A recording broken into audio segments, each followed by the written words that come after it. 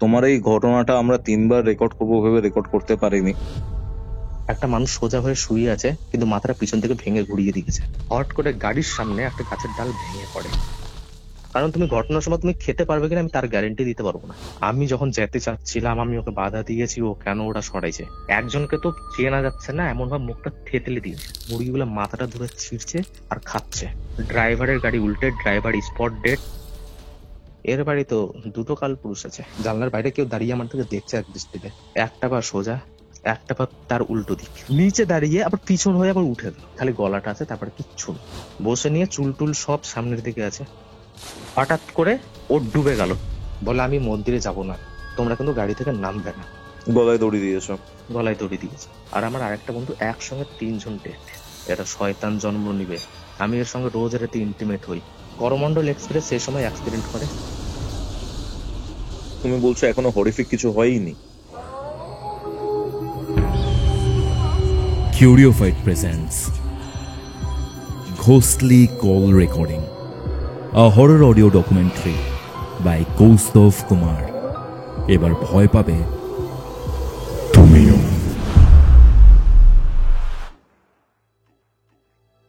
কিউরিওফাইটের ঘোস্টলি call recording সিরিজের মারাত্মক একটি হরর পডকাস্টে আপনাদের সকলকে স্বাগতম জানাচ্ছি আমি কৌস্তভ। আজকের এপিসোডটা শোনার আগে একটা ওয়ার্নিং দিতে চাই, এই এপিসোডটা কিন্তু খুবই নেগেটিভ একটা এপিসোড। ইভেন আমরা রেকর্ড করতে গিয়ে অনেক ধরনের প্রবলেম ফেস করেছি। কিছুদিনের মধ্যেই কিউরিওফাইটের টিম এবং আমার কী নেগেটিভ এক্সপিরিয়েন্সেস হয়েছে এই এপিসোডটা শোনার পর সেটা আপনারা জানতে পারবেন, এবং সেটা কোনো ভিডিও বা কোনো কিছু রিলস কোনো একটা ফর্ম্যাটে আমরা দেবো। বাট সেটা আপনারা যখন শুনবেন তখন বুঝতে পারবেন যে এই এপিসোডের ইন্টেন্সিটি কতটা। একাধিক মৃত্যু রয়েছে, এমন কিছু এন্টিটি এর মধ্যে রয়েছে, আমার কেন জানি না মনে হয় যে সেই এন্টিটিগুলো বারবার আমার দিকেই তাকিয়ে আছে। আমি যখন এই এপিসোডটা রেকর্ড করছি সেই সময় একাধিকবার আমরা বাধা পেয়েছি এপিসোডটা রেকর্ড করতে। আমাদের ইভেন এরকমও কথা ছিল যে এই এপিসোডটা যখন রেকর্ড হবে তখন সেই ছেলেটি গোয়ার সামনে একটি মন্দিরে দাঁড়িয়ে থেকে ঘটনাটি জানাবে, বাট সেটাতেও আমরা বাধা পাই। তার জন্য আমাদেরকে রাতে রেকর্ডিংটা করতে হয়। এপিসোডটা শুনুন, জানান কেমন লাগলো, এবং রাতে একা এই এপিসোডটি শুনবেন না। আজকের এই এপিসোডটা আপনারা কোথা থেকে শুনছেন সেটা কিন্তু অবশ্যই কমেন্ট করে জানান, এবং এখন আপনার ঘড়িতে কটা বাজে সেটাও জানান। এখানে আর একটা কথা জানাই, আপনারা যারা যারা নতুন কিউরিওফাইট প্রথমবার শুনছেন তারা সাবস্ক্রাইব করে বেল নোটিফিকেশন অন করে রাখবেন, এবং আপনার নিজস্ব লাইফের যে হরর এক্সপিরিয়েন্স রয়েছে বা সত্যি ভৌতিক ঘটনা রয়েছে সেটা কিন্তু আমাদের সাথে শেয়ার করতে পারেন কিউরিওফাইটের অফিসিয়াল নাম্বারে। এই হোয়াটসঅ্যাপ নাম্বারটি হচ্ছে 6290675195, এবং আমার সাথে পার্সোনালি কথা বলতে ইনস্টাগ্রামে যোগাযোগ করুন। কিউরিওফাইট শুনতে গিয়ে বা এই এপিসোডটা শুনতে গিয়ে আপনার কি কখনো কোনো আনন্যাচারাল বা হরর এক্সপিরিয়েন্স ঘটেছে? যদি ঘটে থাকে সেটার একটা ভিডিও রেকর্ড করে আপনার সাথে কি ঘটেছে ক্যামেরাতে রেকর্ড করে কিউরিওফাইটের অফিসিয়াল হোয়াটসঅ্যাপ নাম্বারে শেয়ার করুন। আমরা কিউরিওফাইটের ভিডিওতে আপনার এই ভিডিও ফুটেজগুলো এরপর শেয়ার করব, এবং অনেকেই বুঝতে পারবে যে কিউরিওফাইটের ঘটনাগুলো কতটা ভয়ঙ্কর হয়ে উঠতে পারে। আপনার এক্সপিরিয়েন্স 30 সেকেন্ডসের মধ্যে রেকর্ড করুন আপনার ক্যামেরাতে বা আপনার ফোনে, দেন আমাদেরকে অফিসিয়াল হোয়াটসঅ্যাপ নাম্বারে এটা সেন্ড করুন। তাহলে চলুন শুরু করা যাক কিউরিওফাইটের ঘোস্টলি কল রেকর্ডিং সিরিজের মারাত্মক একটি হরর পডকাস্ট।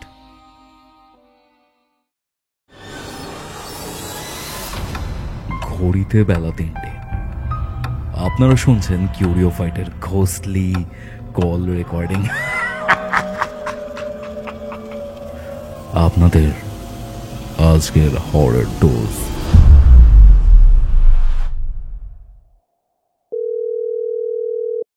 হ্যালো বিশ্বজিৎ। হ্যাঁ দাদা। এখন কেমন আছো? আমি ভালো আছি দাদা, এই চলছি ওই রকমই। তার আগে বলো তুমি কেমন আছো? আমি তো ভালো আছি, বাট তোমার এই ঘটনাটা আমরা 3বার রেকর্ড করবো ভেবে রেকর্ড করতে পারিনি। হ্যাঁ, বিভিন্ন কারণে, বিভিন্ন মানে কি বলবো না, আমি জানি না তোমার ঘটনাটা এতটাই নেগেটিভ নাকি অন্য কোনো কারণ, বাট তোমার ঘটনাটা রেকর্ড করতে গিয়ে সাংঘাতিক লেভেলের বাধা পেয়েছি আমরা, সাংঘাতিক। এর হ্যাঁ। আগে দুই বোনের একটা ঘটনা ছিল, নাম নিচ্ছি না, হুম। তাদের ঘটনা যখন আমরা সম্প্রচার করি সেই সময়তে প্রবলেম হয়েছে, বাট এরকম প্রবলেম হয়নি। বেসিক্যালি তুমি গোয়াতে থাকো, তাই তো? হ্যাঁ, আমি এর জন্য বাংলা, এখন অনেক দর্শক জানতে চাইবেন যে আমি গোয়াতে থেকে আমি বাংলা কিভাবে বলতে পারছি, কারণ এখানে তো গোয়ার একটা লোকাল ভাষা চলে আর হিন্দি ভাষা চলে, রাইট? হুম। মানে আমি বেসিক্যালি আগে ওয়েস্ট বেঙ্গলেই ছিলাম, ঠিক আছে? আমার ছোট থেকে বড় হওয়া ওয়েস্ট বেঙ্গলই আমার, ওকে? তো আমি এখন কর্মসূত্রে গোয়াতে থাকো, তাই তো? না না না, আমি এখানে পার্মানেন্টলি মুভ করেছি। কেন মুভ করেছি, কিসের জন্য মুভ হয়েছি? একটা কথা আছে না, নিজের কেউ জন্মস্থান ছাড়তে চায় না, রাইট?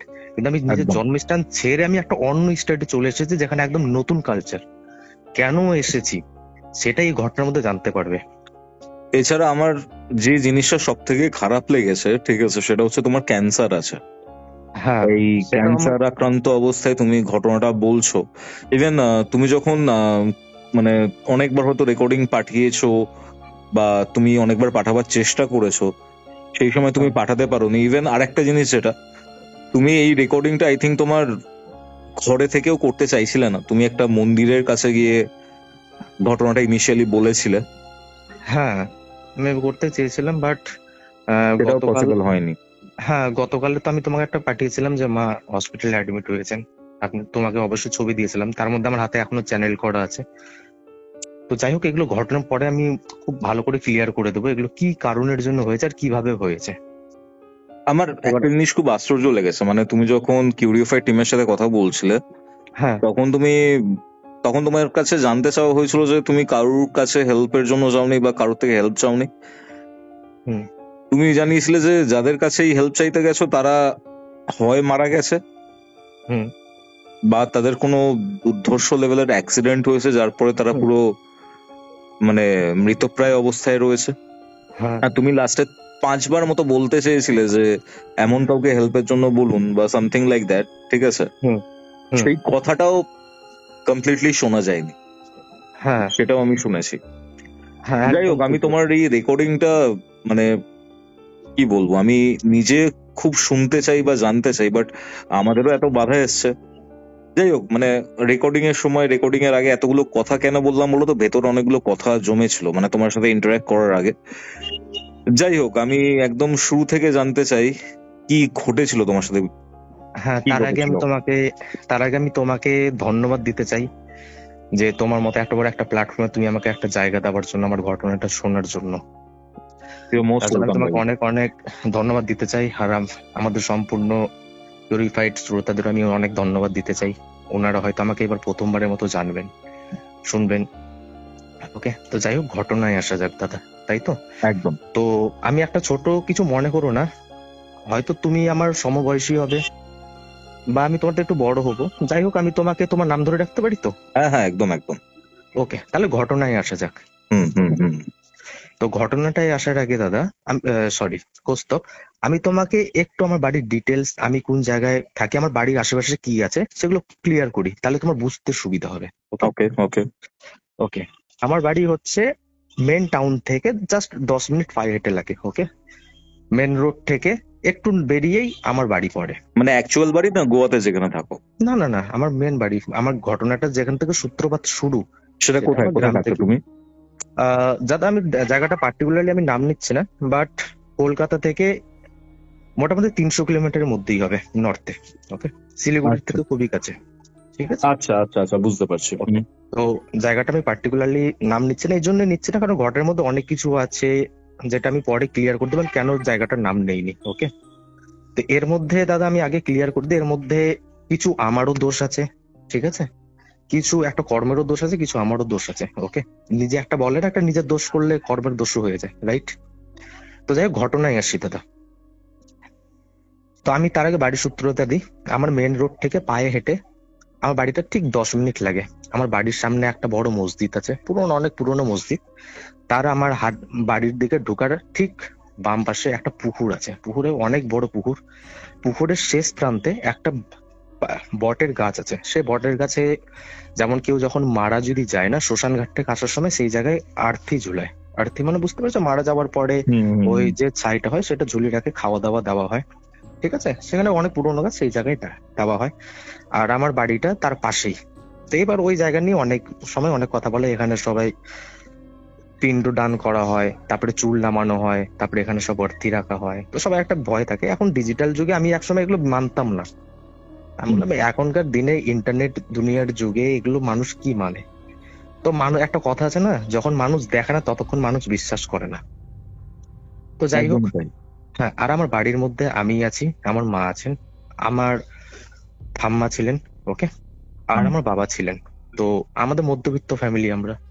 তো বাবা যখন কৃষিকাজে যখন সময় কৃষিকাজ করতেন, আর যে সময় তার বাড়িতে বসে থাকতেন, উনি রঙের মিস্ত্রি ছিলেন, উনি বাইরে চলে যেতেন, ওকে, ব্যাঙ্গালোরে চলে যেতেন। আবার যখন চাষবাসের সময় উনি আমার আসতেন। সেই সময় আমি, মা আর ঠাম্মায় তিনজনই থাকতাম। তো আমার 2014 সালে গ্রাজুয়েশন কমপ্লিট হওয়ার পরে আমি একটা প্রাইভেট কোম্পানিতে জবে ঢুকি। আমি সেই কোম্পানির নাম নিচ্ছি না, কিন্তু ওখানে লোন প্রসেস চলে, ওকে, গোল্ড লোন, ঠিক আছে। তো কর্মসূত্র সবই কিছু ঠিকঠাক চলছিল। এবার একটা বাড়ির মধ্যে আমি একা ছিলাম, আমার কোনো ভাই বোন নেই। তো এবার একটা যখন ছেলে বড় হয়েছে, একটা ছোট্ট একটা অ্যামাউন্ট কামাচ্ছে একটা গ্রামের মধ্যে, তো মায়েরও একটু শরীরের সমস্যা হয়। যেমন একটু মায়ের একটু গ্যাসের প্রবলেম আছে, ওকে, প্রথম থেকে বলে রাখি, মায়ের একটু গ্যাসের প্রবলেম হয়, মাঝে মধ্যে মাথা ঘুরে যায়। ওকে। তো মাকে দেখাশোনার জন্য বাড়িতে একটা মানুষের দরকার হয়। এবার যথেষ্ট ঠাম্মারও বয়স হয়েছে। তা আমাকে কি ডিসিশন নেওয়া হয় যে আমাকে বিয়ে দিয়ে দেবেন, যেহেতু বাড়ির একটাই ছেলে। তো যথাযথভাবে মেয়ে খোঁজা হয়। তখন সালটা 2019 সাল, ওকে। মেয়ে খোঁজাখুঁজি করা হয়।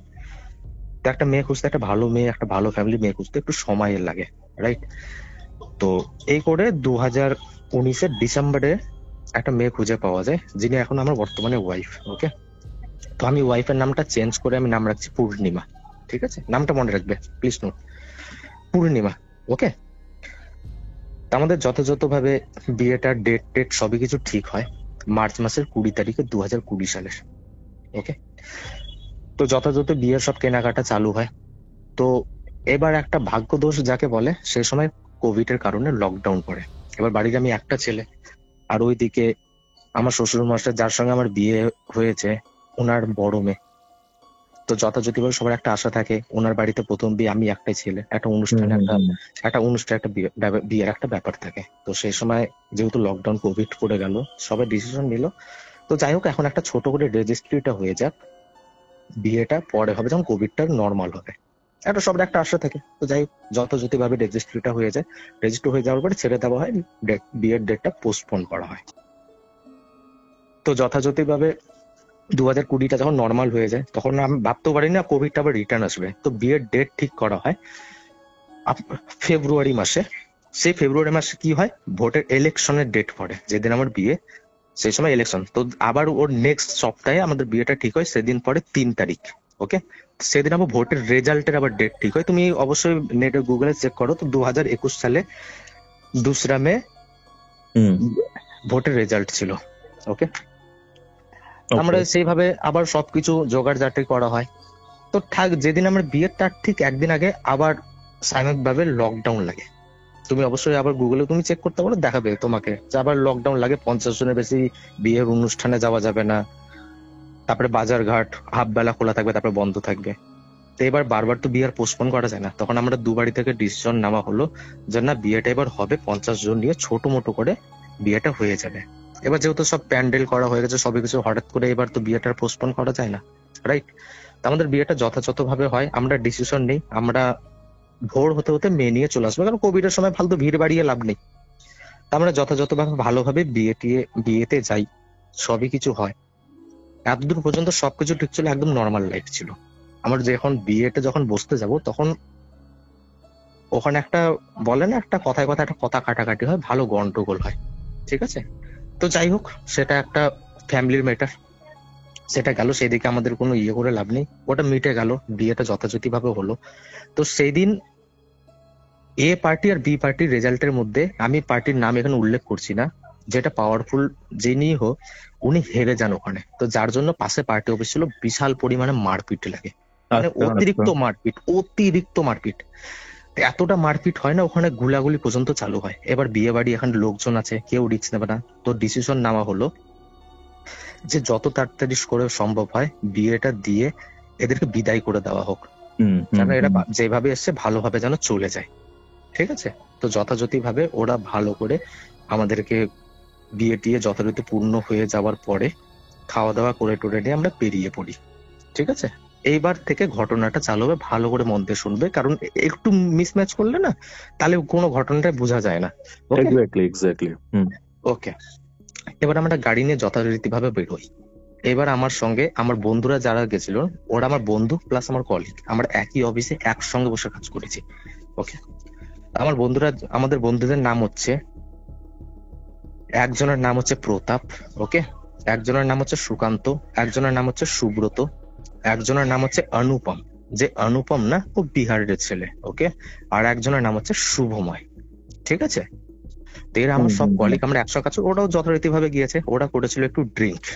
ঠিক আছে, এবার ওরা পেছনের গাড়িতে, আমি, আমার একটা বোন, পাশের বাড়ির একটা বোন আর আমার ওয়াইফ, আমরা একটা গাড়িতে, আর সামনে যে ছিল সে আমার ভাই ছিল, আর বাবা তার আগের গাড়িতে ছিল। তো যথাযথভাবে আমরা বের হয়েছি। এবার আমরা বাড়ি আসার জন্য, আমার শ্বশুর বাড়ি থেকে বাড়ি আসার জন্য দুটো রাস্তা, একটা হচ্ছে মেইন হাইওয়ে রোড, একটা হচ্ছে ভিতরের রাস্তা, মানে একটা ছোট রাস্তা, মানে গাড়ি ঘোড়া চলাচল করে, মানে একদম যে ফাঁকা রাস্তা সেটা না, গাড়ি ঘোড়া চলাচল করে টুকটাক করে, মানে ওয়ান ওয়ে রাস্তা। আর যেটা মেন রোড না সেটা টু ওয়ে রাস্তা। তো আমরা ডিসিশন নিলাম যেহেতু 5 কিলোমিটার কম হচ্ছে, তো ওয়ান ওয়ে রাস্তায় বেরিয়ে যাই। তো আমি যখন ওই রাস্তায় যখন ঢুকবো, তো ড্রাইভার বললো কি, নতুন বিয়ে, এবার একটা নতুন বিয়ে হলে গায়ে হলুদ টলুদ লাগানো হয়, তো এই রাস্তা দিয়ে যাওয়াটাকে ঠিক হবে।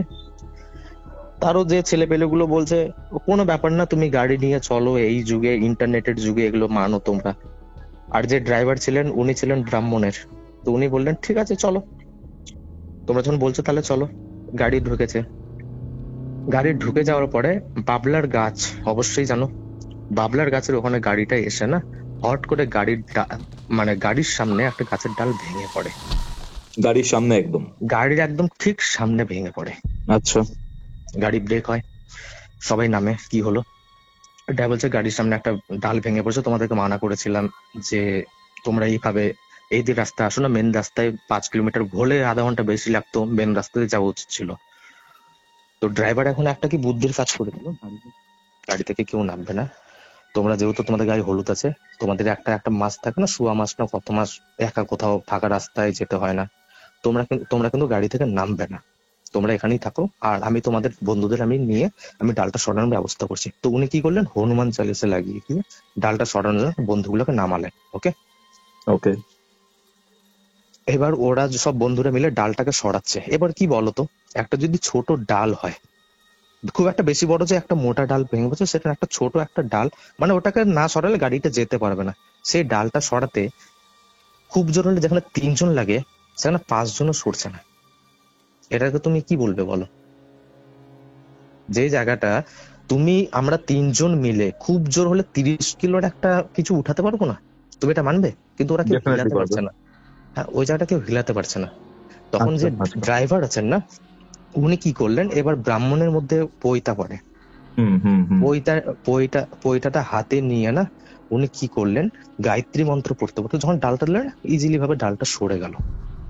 এর মধ্যে আমার ওয়াইফ না জানলার দিকে চুপচাপ করে তাকিয়ে আছে, গাড়ি মানে সব কাজটা বন্ধ, উনি বাইরে দাঁড়িয়ে আছে। আমি বললাম কি দেখছো তুমি?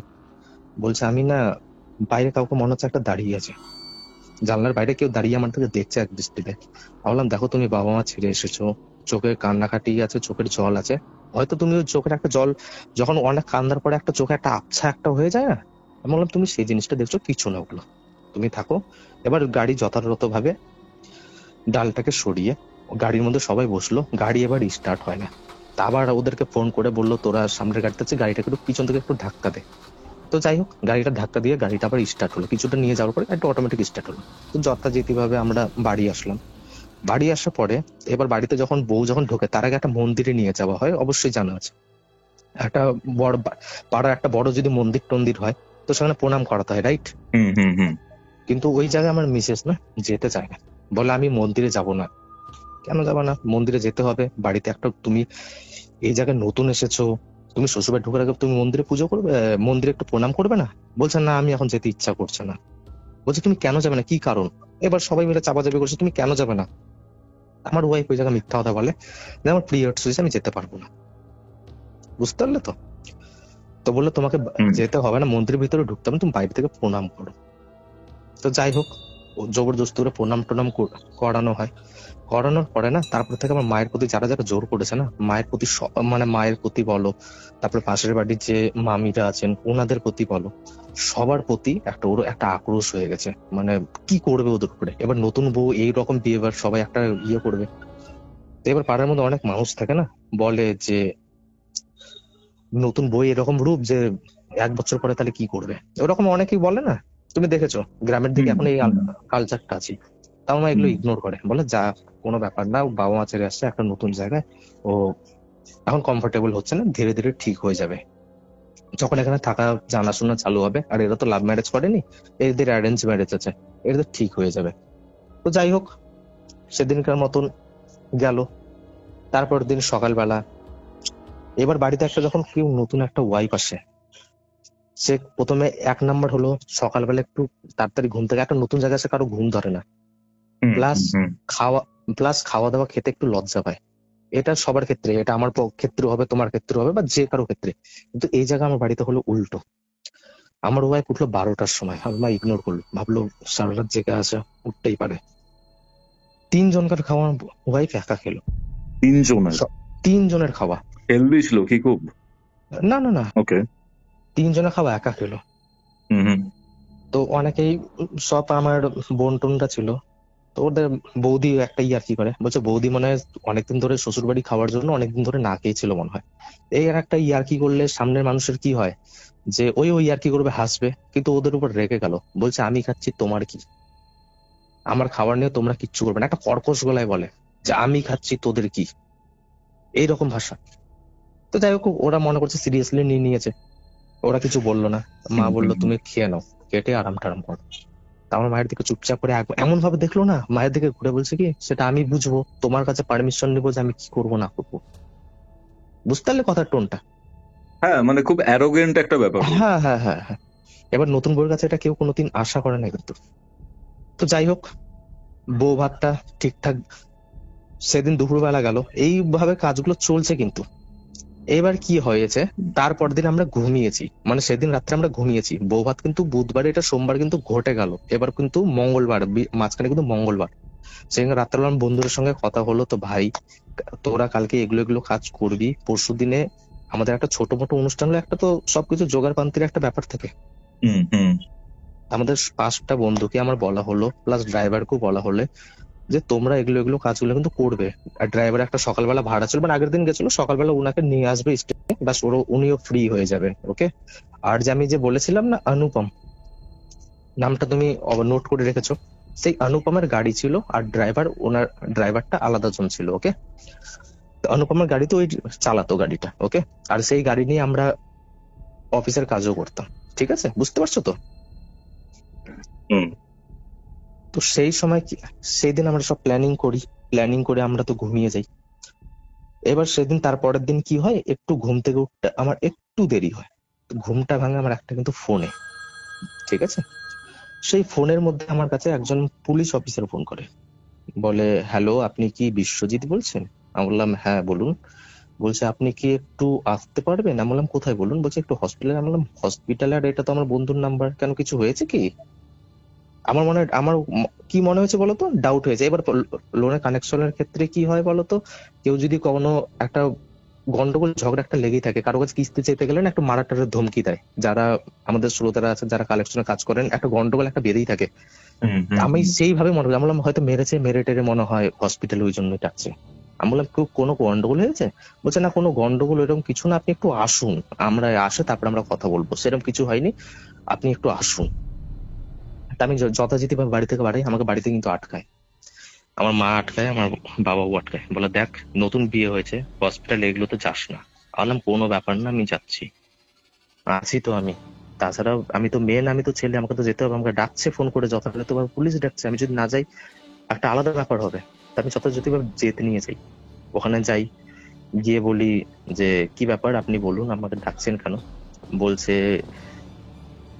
ইনাদেরকে আপনি চেনেন? বললাম কাদেরকে বলুন? বলছে আপনি আসুন আমার সঙ্গে। ভিতরে গেছি দাদা, আমার যে অনুপম, ওকে, শুভময়, আর আমার আরেকটা বন্ধু একসঙ্গে 3 জন ডেট। কি একসঙ্গে 3 জনেই ডেট, মারা গেছে? একদম স্পট ডেট। একটা বাইক নিয়ে লরির সঙ্গে টকরায় ওটা মারা গেছে। ওকে, একজনকে তো চেনা যাচ্ছে না, এমন ভাবে মুখটা থেতলে দিয়েছে, মানে লরির চাকা চাকা পুরো পুরো চলে গেছে। উঠে গেছে। হ্যাঁ, একদম হুম, পুরো হুম। চাকা উঠে চলে গেছে। এই নিউজটা তুমি পাবে 5th মে। ডেটটা তুমি নোট করে রাখো, 2021 সালে 5th মে। একদম মানে এটা পেপারে খবরের হেডলাইনে। কাগজেও বেরিয়েছিল কি? হ্যাঁ, এটা খবরের কাগজ। আমি যতগুলো ঘটনা বলবো না, প্রত্যেকটা তুমি খবরের কাগজে পাবে। আচ্ছা আচ্ছা আচ্ছা আচ্ছা। ওকে, হুম হুম। এরপরে এবার ঘটনা শোনো। এখানে গেল, তারপরে যে ড্রাইভার আছে তার হুম। একজন বয়স্ক মা, ওনার বয়স্ক মা, আমি উনাকে দিদা বলতাম। ওকে, ওর বাড়ি আমার বাড়ি থেকে 2 কিলোমিটার দূরে। ও আমাকে কিন্তু ফোন করে। ও যখন ফোন করে বলছে, তুই কোথায় আছিস? আমি বললাম মনে হয় জেনে গেছে, মনে হয় এরকম যে এরা মারা গেছে। বললাম এই তো আমি হসপিটালে আছি। বলছে তুই, আমার ছেলেটার ফোন লাগছে না, সুইচ অফ আসছে, একটু খোঁজ নেন এর বাবা, কোথায় গেছে। আমি বললাম আমি তো ওকে কালকে, ও আমাকে বললো যে রেল স্টেশনে গেছে, কাউকে একজন নিয়ে আসবে, নিয়ে আসে ওর হয়ে যাবে। এবার তুমি বিশ্বাস করবে না, আমি ওটাকে ইগনোর করেছি, আমি পুরো ওটাকে ভুলে গেছি। 1-1.5 ঘন্টার জন্য মাইন্ড টানলাম, চলে আসবে হয়তো, ফোনের চার্জারই সুইচ অফ আছে। আমি ওনার মাকে বললাম এগুলো আপনি প্যানিক নেবেন না, কোনো ব্যাপার না, সব ঠিক হয়ে যাবে, আপনি থাকুন। আর আপনি ভয় পাচ্ছেন, এর 3 জনে আপনার ওইরকম কিচ্ছু হয়নি। তুমি বিশ্বাস করো না, এই মুখের কথাটাও আমার লাগে কিরকম জানো? প্যাসেঞ্জার নিয়ে আসার সময় ড্রাইভারের গাড়ি উল্টে, ড্রাইভার স্পট ডেড, আর যিনি পিছন থেকে বসেছিলেন ওনার কিচ্ছু হয়নি। কয়েকজন গেল, কারুর কিচ্ছু হয়নি? হ্যাঁ, পিছনে যারা ছিলেন ওনার কিচ্ছু হয়নি, একটা আঁচড় পর্যন্ত লাগেনি, এমনকি হাত পা পর্যন্ত ভাঙেনি। হাত পা ভাঙার তো অনেক পরের গল্প, একটা যে কেটে তো যাবে না সেই জিনিসটাও হয়নি, কিন্তু ড্রাইভার ওখানে স্পট ডেড। কজন হলো? 4 জন হলো, বাকি থাকলো আরো 2 জন। এবার এদেরকে তো সবগুলোকে মর্গে পাঠানো হয়েছে, যেহেতু অ্যাক্সিডেন্টাল কেস, পোস্টমর্টেম হবে, বডি সেদিন আসবে না। তো এরপরে কি হয় জানো? কি হয়? আমার একটা বন্ধু এই হসপিটাল থেকে যাওয়ার পরে চান করতে হয়। এবার আমাদের হিন্দু ধর্মের নিয়ম, হসপিটাল থেকে আসার পর বা কোনো মরা বাড়ি থেকে আসার পর চান করে ঘরে ঢুকতে হয়, রাইট? আমার একটা বন্ধু কি করে, আমাদের এই যে গ্রাম সাইড না, পুকুরে চান করতে লোক বেশি ভালোবাসে। তো বিকেল তখন 5টা বাজে, ও কিন্তু ভালো, ও স্কুলের টুর্নামেন্টে না, সুইমিং এর ভালো প্রাইজ টাইজ অনেক কিছু আছে। ও পুকুরে যখন নামে না, দেখতে পাচ্ছে আশেপাশে সব গ্রামের মানুষ বসে আছে, দেখছে যে ওই ছেলেটা পুকুরে চান করতে, আমার বাড়ির সামনে ঠিক পুকুরেই ও চান করছে। চান করতে করতে না, হঠাৎ করে ও ডুবে গেল। সবাই মনে করছে ওই ডুব দিয়ে ওই দিকে উঠবে, ও এভাবেই চান করতো। 5 মিনিট হয়ে গেল, 10 মিনিট হয়ে গেল, 15 মিনিট, ও উঠে না। বুঝতে পারলে? আচ্ছা। তারপরে যখন একটা মানুষ 15 মিনিটও কখনো ডুবে থাকবে না। না, আর আমরা, একদম না। হ্যাঁ, তারপরে সবাই আরো কি রকম ভাবে সিরিয়াস হলো, কারণ ও মনে করে, ওরা মনে, অন্যজন কি করতো মনে করতো, ও মানে তার দিকে উঠে জঙ্গল দিয়ে বেরিয়ে গেছে, কিন্তু ওই যে যাকে দিয়েছে, মোবাইল রাখতে দিয়েছে, পার্স রাখতে দিয়েছে, গামছা রাখতে দিয়েছে, উঠে গায়ে গা হাত পা মুছবে। ওকে, ও ওইভাবেই সবকিছু নিয়ে দাঁড়িয়ে আছে, কিন্তু ও আর নেই। এবার ও চিল্লাচিল্লি করছে, তো ও নামছে পুকুরে, আমাকে সব জিনিস দিয়ে, অনেকক্ষণ হয়ে গেল। ওকে বলছে তুই যখন এতক্ষণ যখন তুই উঠছে না, তুই তো পাশের জন্য আমাদেরকে বলতে পারতিস, আমরা তো নিজের নিজের কাছে ব্যস্ত আছি। সবাই তখন কি করে, বড় বড় জাল নিয়ে আসে, নামে। বডি কোথাও খুঁজে পাওয়া যায় না, কোথাও নেই। রাত্রে 10টা 11টা যখন বাজে, বডি অটোমেটিক ভাবে ভেসে উঠেছে ফুলে। বুঝতে পেরেছো? তাহলে কয় যে নাম্বার গেল? এত ভালো সাঁতার কাটতে পারে সে সে কখনো এরকম ডুবে ভাবে ডুবে মরতে যাবে পারে কি না, করে? সে কখনো ডুবে মরতে পারে না। আরে এবার বলো। ধরো পায়ে কিছু লতা পাতা জড়িয়ে গেল, সে তো মানে ছটফট হবে, তাহলে তো মানে একটা তো মানে তরঙ্গ দেখা যাবে জলের মধ্যে।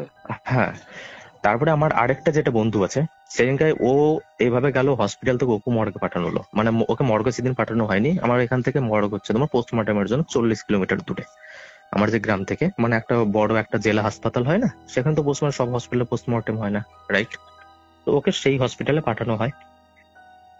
আর যে জলে ডুবে মারা গেছে তাকে লোকাল থানা পুলিশ স্টেশন রাখা হয়, রাত্রে রাখা হয়, পরদিন সকালবেলা ওকে পাঠানো হবে। ওকে, এই সব ঘটনা সবাই, একটা গ্রামের মধ্যে একটা শোকের ছায়া হয়ে গেছে। এবার লোকের মুখে কি বলা বলি চালু হয়েছে জানো? কি বলতো? লোকের মুখে বলা বলি চালু হয়েছে, যেদিন থেকে এই বিশ্বজিতের বউর সঙ্গে এরা যতজন গেছে সবাই মারা গেছে। তো সেই জায়গায় আমার মা বলছে কি এগুলা কিছুই না, বলছে ওর বউ একটা কুফা। কি কি? এবার গ্রামে কুফা কুফা মানে মানে মুখ দেখলে দিন খারাপ হয়, মানে একটা মৃত্যু একটা নিয়ে ঢুকেছে, বুঝতে পারলে? তো আমার মা যথাযথ ভাবে ওদেরকে অপমান করে। আমার পাশের বাড়িরই মামি বলতাম আমি ওনাদেরকে, আর উনি আমার পৈতা মা, মানে পৈতা দিয়েছিল তো, তো পৈতা মা হয়, মানে ভিক্ষা মা যেটা বলে, তাই তো? হ্যাঁ হ্যাঁ হ্যাঁ হ্যাঁ, মানে ভেগে আমরা পৈতা মা বলি। তো উনি তো উনার সঙ্গে কিন্তু একটা ভালো ঝামেলা হয় আমার মায়ের। তো তুমি অন্যের মেয়ের ব্যাপারে তুমি এরকম বলতে পারো না, ওদের অতদিন কপালে লেখা ছিল, হয়ে গেছে। এবার আমার আরেকটা বন্ধু আছে যে এখন পর্যন্ত বেঁচে আছে, ওকে। এবার সে ওর গার্লফ্রেন্ড ছিল, গার্লফ্রেন্ডের সঙ্গে সব আলোচনা হচ্ছে পুরো দিনের, আগের দিন কি হয়েছিল, কিভাবে প্ল্যান করেছিলাম, ওকে। তারপর তারপরের দিন ওরা এগুলো সবকিছু প্ল্যান করে। তো কিভাবে প্ল্যান করেছে না করেছে, কিভাবে কি হলো, এগুলো সব ওর গার্লফ্রেন্ডকে বলেছে, ওকে। প্ল্যান বলতে মানে যেগুলো হয়েছে সেগুলো বলেছে? হ্যাঁ, মানে আমরা আগের দিন যেগুলো প্ল্যান করেছিলাম না, যে আমরা কি করব, পরদিন কিভাবে করব, কিভাবে অ্যারেঞ্জমেন্ট করব, হ্যাঁ, কে কোন দিকে যাবে, কে মাংস আনবে, কে বাজার করবে, ঠিক আছে। তো একটা তো সবার বন্ধুদের মধ্যে প্ল্যানিং করতে হবে, তো সেটা বন্ধুদের উপরে দায়িত্ব থাকে, ওকে। তো যাই হোক, এগুলো সব ওর গার্লফ্রেন্ডের সঙ্গে আলোচনা করছে, যে বন্ধুটা এখন পর্যন্ত বেঁচে আছে, ওকে। তো মানে এখনো বেঁচে আছে সে? বলছি ঘটনাটা শোনো আগে, নাকি তখন অব্দি বেঁচে ছিল? আমি ঘটনা বলছি, এখনই বুঝতে পারবে তুমি। বলো বলো বলো বলো। ওকে, গার্লফ্রেন্ডের সঙ্গে কথা বলছে, গার্লফ্রেন্ডের সঙ্গে কথা বলতে বলতে না, হঠাৎ করে ও ফোনটা রেখে দেয়, যেটা আমি পরে ওর গার্লফ্রেন্ডের কাছ থেকে শুনতে পেয়েছিলাম। পরদিন সকাল হয়ে গেছে, ওর মা যখন দরজা খুলতে যায় না, দরজা খুলে না। আচ্ছা। ওর মা যত যেতে ভাবে যে হয়তো এত কিছু ঝড় গেছে, তো হয়তো এইভাবেই হয়েছে, হয়তো টেনশনে গেছে, ওই জন্য রাতভর ঘুমায়নি, ওই জন্য এখন ঘুমাচ্ছে। তোর মা ছেড়ে দেয়। 12টা পর্যন্ত উঠেনি, 1টা বেজে গেল উঠলো না, 2টা বেজে গেল উঠলো না। এইদিকে ওদের বডি আসতেছে কিন্তু।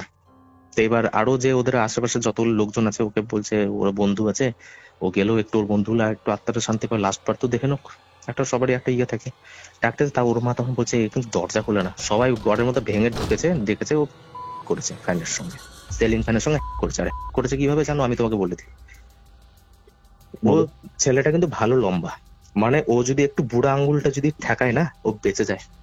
আচ্ছা, এক সুতের উপরে ওর পা, আর ওর মধ্যে করে মরে যায়। গলায় দড়ি দিয়েছো? গলায় দড়ি দিয়েছে। এবার মনে করো, এবার ওর মা বাবা ডাইরেক্ট মেয়ের উপর ব্লেম দিয়েছে, বলছে ওর সঙ্গে হয়তো কোনো ঝামেলা হয়েছে, বা কিছু ওকে বলেছে, বা কোনোভাবে ওর সঙ্গে ব্ল্যাকমেল করেছে। মেয়ের বাড়িতে যাওয়া হয় সিধা, পুলিশ সহ। তো মেয়ে এবার বলে যে দেখুন, আমাদের সঙ্গে কোনো, কালকে আমি ভালোভাবে কথা বলছিলাম, সবই কিছু ভালোভাবেই চলছিল, সবকিছু কি হলো না হলো সবকিছু বলছিল, কিন্তু হঠাৎ করে না ও আমাকে বলা চালু করে যে আমার না কথা বলতে ভালো লাগছে না, তুই ফোনটা রাখ, তুই আমাকে কখনো ফোন করবি না, তুই আমার সঙ্গে কোনোদিন কথা বলতে পারবি না, তুই ফোনটা রেখে দে, ভালো থাকবি, আর তুই আমাকে কোনোদিন কথা বলতে পারবি না, তোর লাস্ট কথা কিছু যদি বলার থাকে তুই বলে দে, কিছু যদি চাওয়ার থেকে তুই চেয়ে নে, কারণ এরপর থেকে তুই আমাকে আর পাবি না। বুঝতে পারলে লাইনটা? আচ্ছা আচ্ছা আচ্ছা আচ্ছা। আর এটা আমরা শুনতে পেরেছিলাম কারণ অটো কল রেকর্ডিং এর মধ্যে আমরা এটা শুনতে পেয়েছিলাম, যথাযথভাবে পুলিশ প্রুফ পেয়েছে। তারপরে ফোন কেটে দিয়েছে, তারপর ফোন সুইচ অফ, তারপরে ও করেছে। যাই হোক, ওর মেয়েটার কাছ থেকে গালত ফ্যামিলি চলে গেল। আমার 5টা বন্ধু একসঙ্গে, তুমি বিশ্বাস করবে না, আর ওর বাবা একটু পয়সাওয়ালা ছিল, তো যাই হোক, যার জন্য ওর পোস্টমর্টম করতে দেয়নি, বুঝতে পেরেছো তো, পুলিশকে দিয়ে ওটাকে মিটিয়ে দিয়েছে। তো যাই হোক, একসঙ্গে আমার 5টা আর ড্রাইভার সহ 6টা লাশ আমার বাড়ির সামনে, আমার বাড়ির আশেপাশেই তো, একভাবে, মানে যেটা মোড়, আমার বাড়িটা তোমার ডান দিকে ঢুকবে, বাম দিকে আমার শ্মশানের রাস্তা যায়, আমার বাড়ির রাস্তা থেকে শ্মশানের রাস্তা যায় পাক্কা 2 কিলোমিটার। সম্পূর্ণ বডি ওখানে রাখা হয় না, একটা 4-3 কোনা মাথায় মধ্যে একটা মরা গুলো রাখা হয় না, শ্মশান নামা যাবে না, ওই জায়গায় সব একসঙ্গে যাচ্ছে আর একসঙ্গে রেখেছে। এবার তুমি বলো দাদা, পরদিন আমার বউ ভাত কেউ করতে চাইবে? কেউ করতে চাইবে না, বুঝতে পারলে? একদম। আমরা ডিসিশন নিয়ে আমরা বউ ভাতই করবো না, সবার বাড়িতে যারা যারা আছে, যাদেরকে নেমন্তন্ন করা হয়েছে, যেগুলো দূরের, আশেপাশের তো কাউকে না, যেগুলো দূরের আছে তাদেরকে মিষ্টি প্যাকেট করে পার্সেল করা হবে। কারণ এগুলো সম্ভব না দাদা, আমি যদি এখন অনুষ্ঠান করি তো লোক আমার বাড়ির সামনে এসে থুতু দিয়ে যাবে, এটা বাস্তব কথা। তো বলবে এত কিছু সবাইকে হারিয়ে দিল, আর এই, যাই হোক, কোন রকম ভাবে একটা অন্ধকারের মধ্যে বিয়েটা কেটে গেল। এবার বিয়ে হয়ে গেছে, আর কিছু করার নেই, আমি অষ্টমঙ্গলাতেও যাইনি। তারপর আমি ডিসিশন নেই কি, কারণ আমরা একসঙ্গে জব করতাম, আমরা একসঙ্গে হাসি খেলা, টিফিন টাইমে ঘোরা, ব্রেক টাইমে একসঙ্গে থাকা, আমি ডিসিশনই জবটা আমি করবো না, ছেড়ে দেবো। কারণ এক জায়গায় সবাই যখন একসঙ্গে কাজ করি, তারপর যদি আমরা কেউ যদি না থাকে, আমি সেই জায়গায় যদি একা থাকি, তোমার কাজে মন লাগবে? পুরোনো কথাই মনে পড়বে। আমি ডিসিশনই কাজ করবো না। তো আমাদের যিনি ম্যানেজার ছিলেন উনি বললেন, দেখ সময়ের সঙ্গে সবকিছু মেনে নিতে হয়, এখন তুই বিয়ে করেছিস, খরচা আছে, তুই জবটা কর, ভালো থাকবি। আর এখন বাড়িতে যদি বসে যাস তো তোর এখন পুরোনো স্মৃতি তুই ভুলতে পারবি না। আমিও চিন্তা করে দেখলাম, হ্যাঁ নতুন বিয়ে হয়েছে, একটা জব করা একটা দরকার। তো যাই হোক, আমি জবটা কন্টিনিউ করি। তো এইভাবে মোটামুটি 20 থেকে 22 দিন ঠিকঠাক ভাবে কাটে। তারপর থেকে আমার বাড়ির মধ্যে শুরু হয় একটা উপদ্রব। আর এইদিকে আমার বউর একটা যে প্রথম দিকে বিয়ের আগে আমার মায়ের সঙ্গে যে ব্যবহার, বিহেভ, আর বিয়ের পরে যেরকম বিহেভ না, দুটোর মধ্যে চেঞ্জ আসে, প্রচুর রকমের চেঞ্জ। মানে এমন চেঞ্জ না যে আমরা আলাদা হয়ে যাব, কোনো আলাদা নাই। সারাদিন ঠিক থাকবে, বিকেলের পর থেকে ওরা আলাদা। দুপুরবেলা খাওয়া একটু নর্মাল ভাবেই খাচ্ছে, ঠিক আছে, সকালবেলা। আর রাত্রের বেলা খাওয়া ও একদম 3-4টা মানুষের একাই খাবার খায়। এবার নতুন বাড়িতে যদি বিয়ে যদি কেউ হয়ে আসে, একটা পোশাক কাপড়ের বলো, একটা সাজাগুজার দিক দিয়ে বলো, একটা সবকিছু দেখে রাখে, রাইট? কিন্তু আমার এদিকে আমার ওয়াইফের একটা সবকিছু আলাদা। মানে সামনে শ্বশুর থাকবে, শ্বশুর কোনো কিছু না, ওর যেমন ইচ্ছা হবে তেমন করবে। তো যাই হোক, কোনো ব্যাপার না, এগুলো সবাই ইগনোরই করে। এবার আমার বাড়িতে যখন আমি কাজ করতাম না, এবার আমাকে রাত ভরে কাজ করতে হতো, ডেটার মধ্যে সম্পূর্ণ ডেটার একটা কাজ থাকে। যাই হোক, কাজ করতাম না, আমার বাড়ির মধ্যে মনে হতো ঘরের মধ্যে কেউ দৌড়াচ্ছে, ঘরের বাইরে কেউ দৌড়াচ্ছে। পিছনে ঘুরতাম, নর্মাল, ওয়াইফ ঘুমোচ্ছে। তো এইভাবে একদিন কাজ করতে করতে দাদা, তুমি বিশ্বাস করবে না, এবার ঘটনায় আসি, তুমি বিশ্বাস করবে না, আমি বসে কাজ করছি, হঠাৎ করে না আমার বউ উঠে বসলো। উঠে বসে দুলছে। কেমন দুলছে বলতো? একবার সামনে একবার পিছনে, একবার সামনে একবার পেছনে, ঠিক আছে। তারপরে আবার উঠে দাঁড়ালো, উঠে আবার নিচে নামলো, ঠিক আছে। নিচে দাঁড়িয়ে আবার পিছন হয়ে আবার উঠে গেলো। উঠে গিয়ে না এবার খাটের উপরে কি করেছে বলতো? খাটের উপরে কি করছে বলতো? যেমন আমাদের কেউ খারাপ মনে করবেন না, আমি দর্শকদের বলবো, মুসলিম যেমন নামাজ পড়ে না, কেমন ভাবে বসে, বুঝতে পেরেছো? সেইভাবে ঠিক বসলো। বসে নিয়ে চুল টুল সব সামনের দিকে আছে। আমি বললাম, তুমি কি করছো এটা? কোনো উত্তর নেই। আমি বললাম, কি করছো তুমি এটা?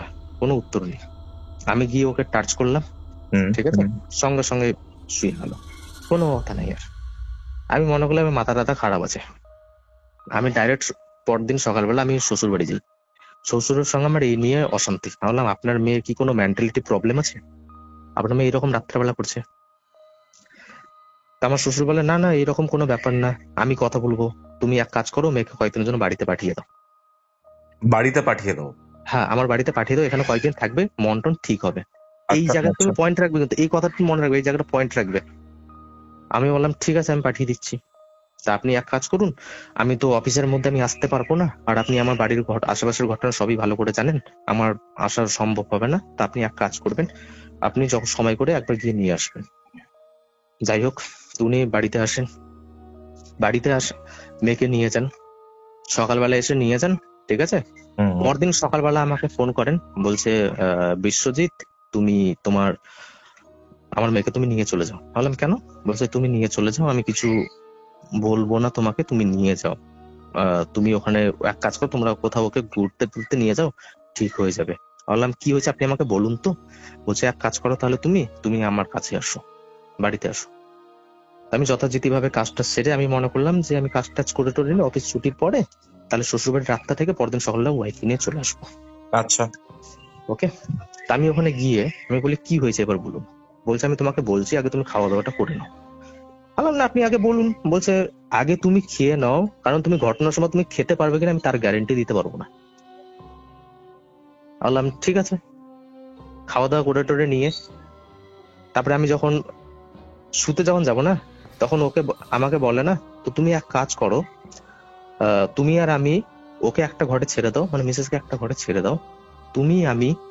এবার একটা যাচ্ছে, জামাইয়ের কাছে কোনোদিনও শাশুড়ি থাকে না, মানে শ্বশুর শাশুড়ি, মানে শাশুড়ি যে ঘরে থাকে না সেই ঘরে জামাই ঢোকে না, জামাই যে ঘরে থাকে সেই ঘরে শাশুড়ি আসে না। এই ঘটনা তুমি অবশ্যই জানো, এই কথাটা অবশ্যই জানো তুমি। কিন্তু এই জায়গায় উল্টো হয়ে গেল। আমার শ্বশুর বাড়িতে না সেই সময় 2টো রুম ছিল, বিল্ডিং বানাচ্ছিল।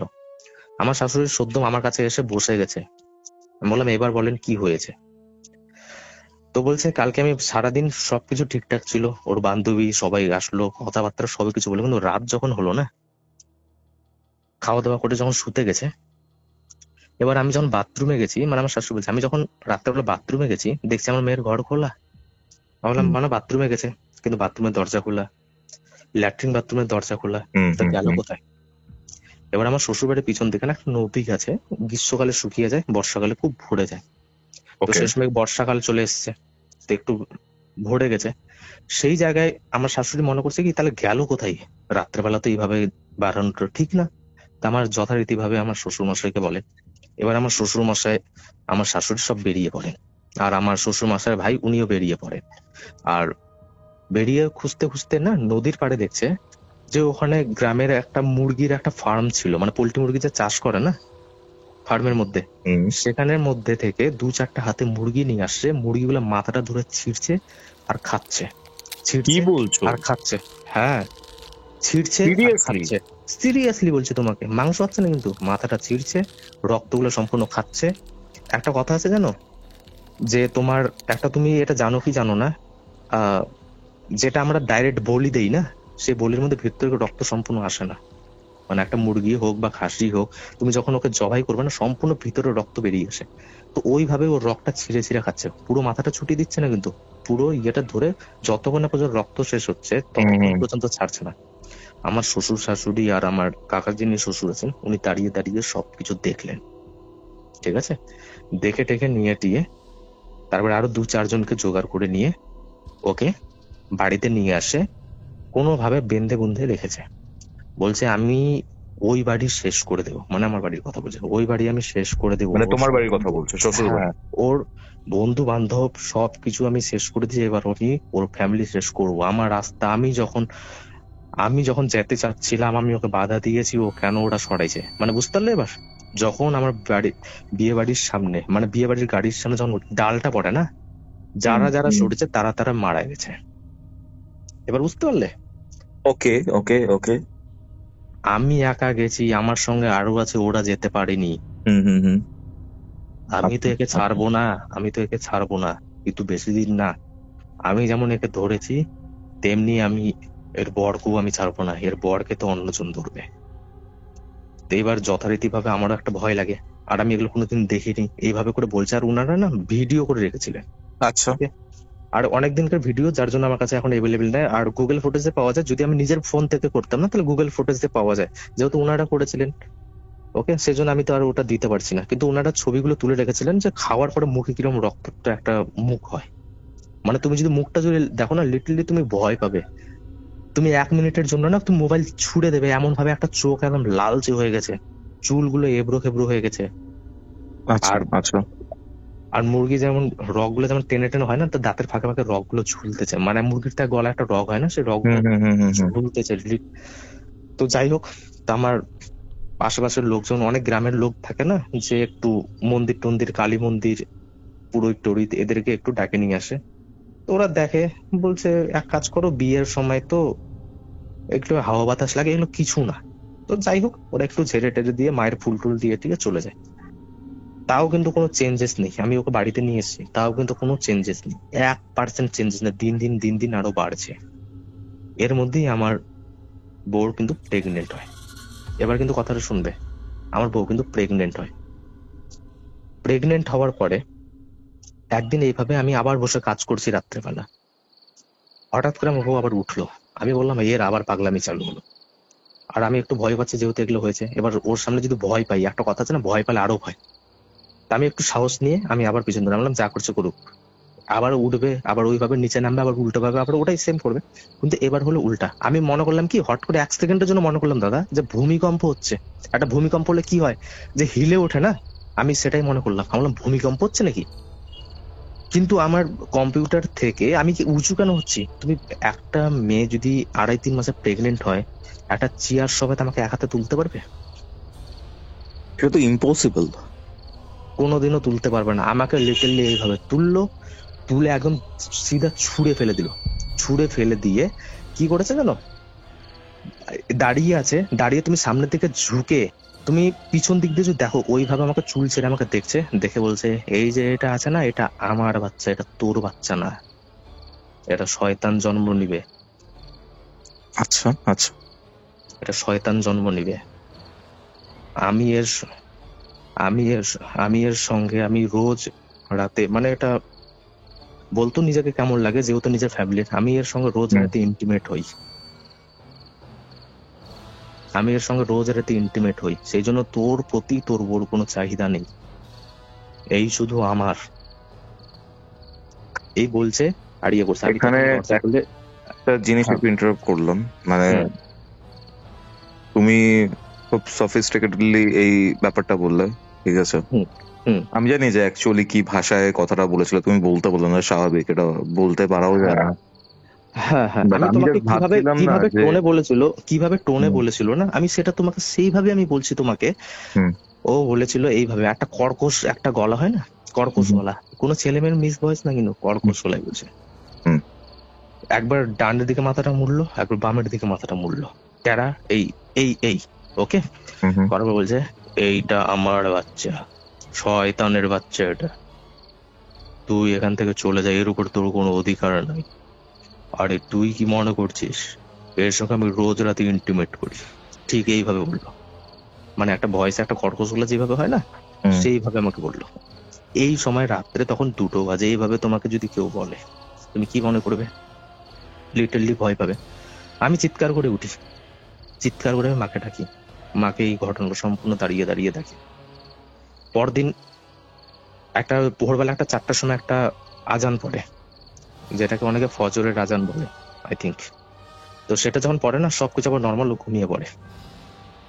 তারপরে ওনার যে মৌলবি মশাই আছেন, ওনাকে ডাকলাম, ডাকে দেওয়ার পরে না, উনি বাড়ির মধ্যে পা রাখলেন আর চুপচাপ করে ঘুরে চলে গেলেন। আমি বললাম কি হলো? বলছে আমি কিছু বলতে পারবো না, আমি কোনো কিচ্ছু বলতে পারবো না, তোরা এটা এক কাজ কর, তোরা এটাকে ভালো কিছু দেখা।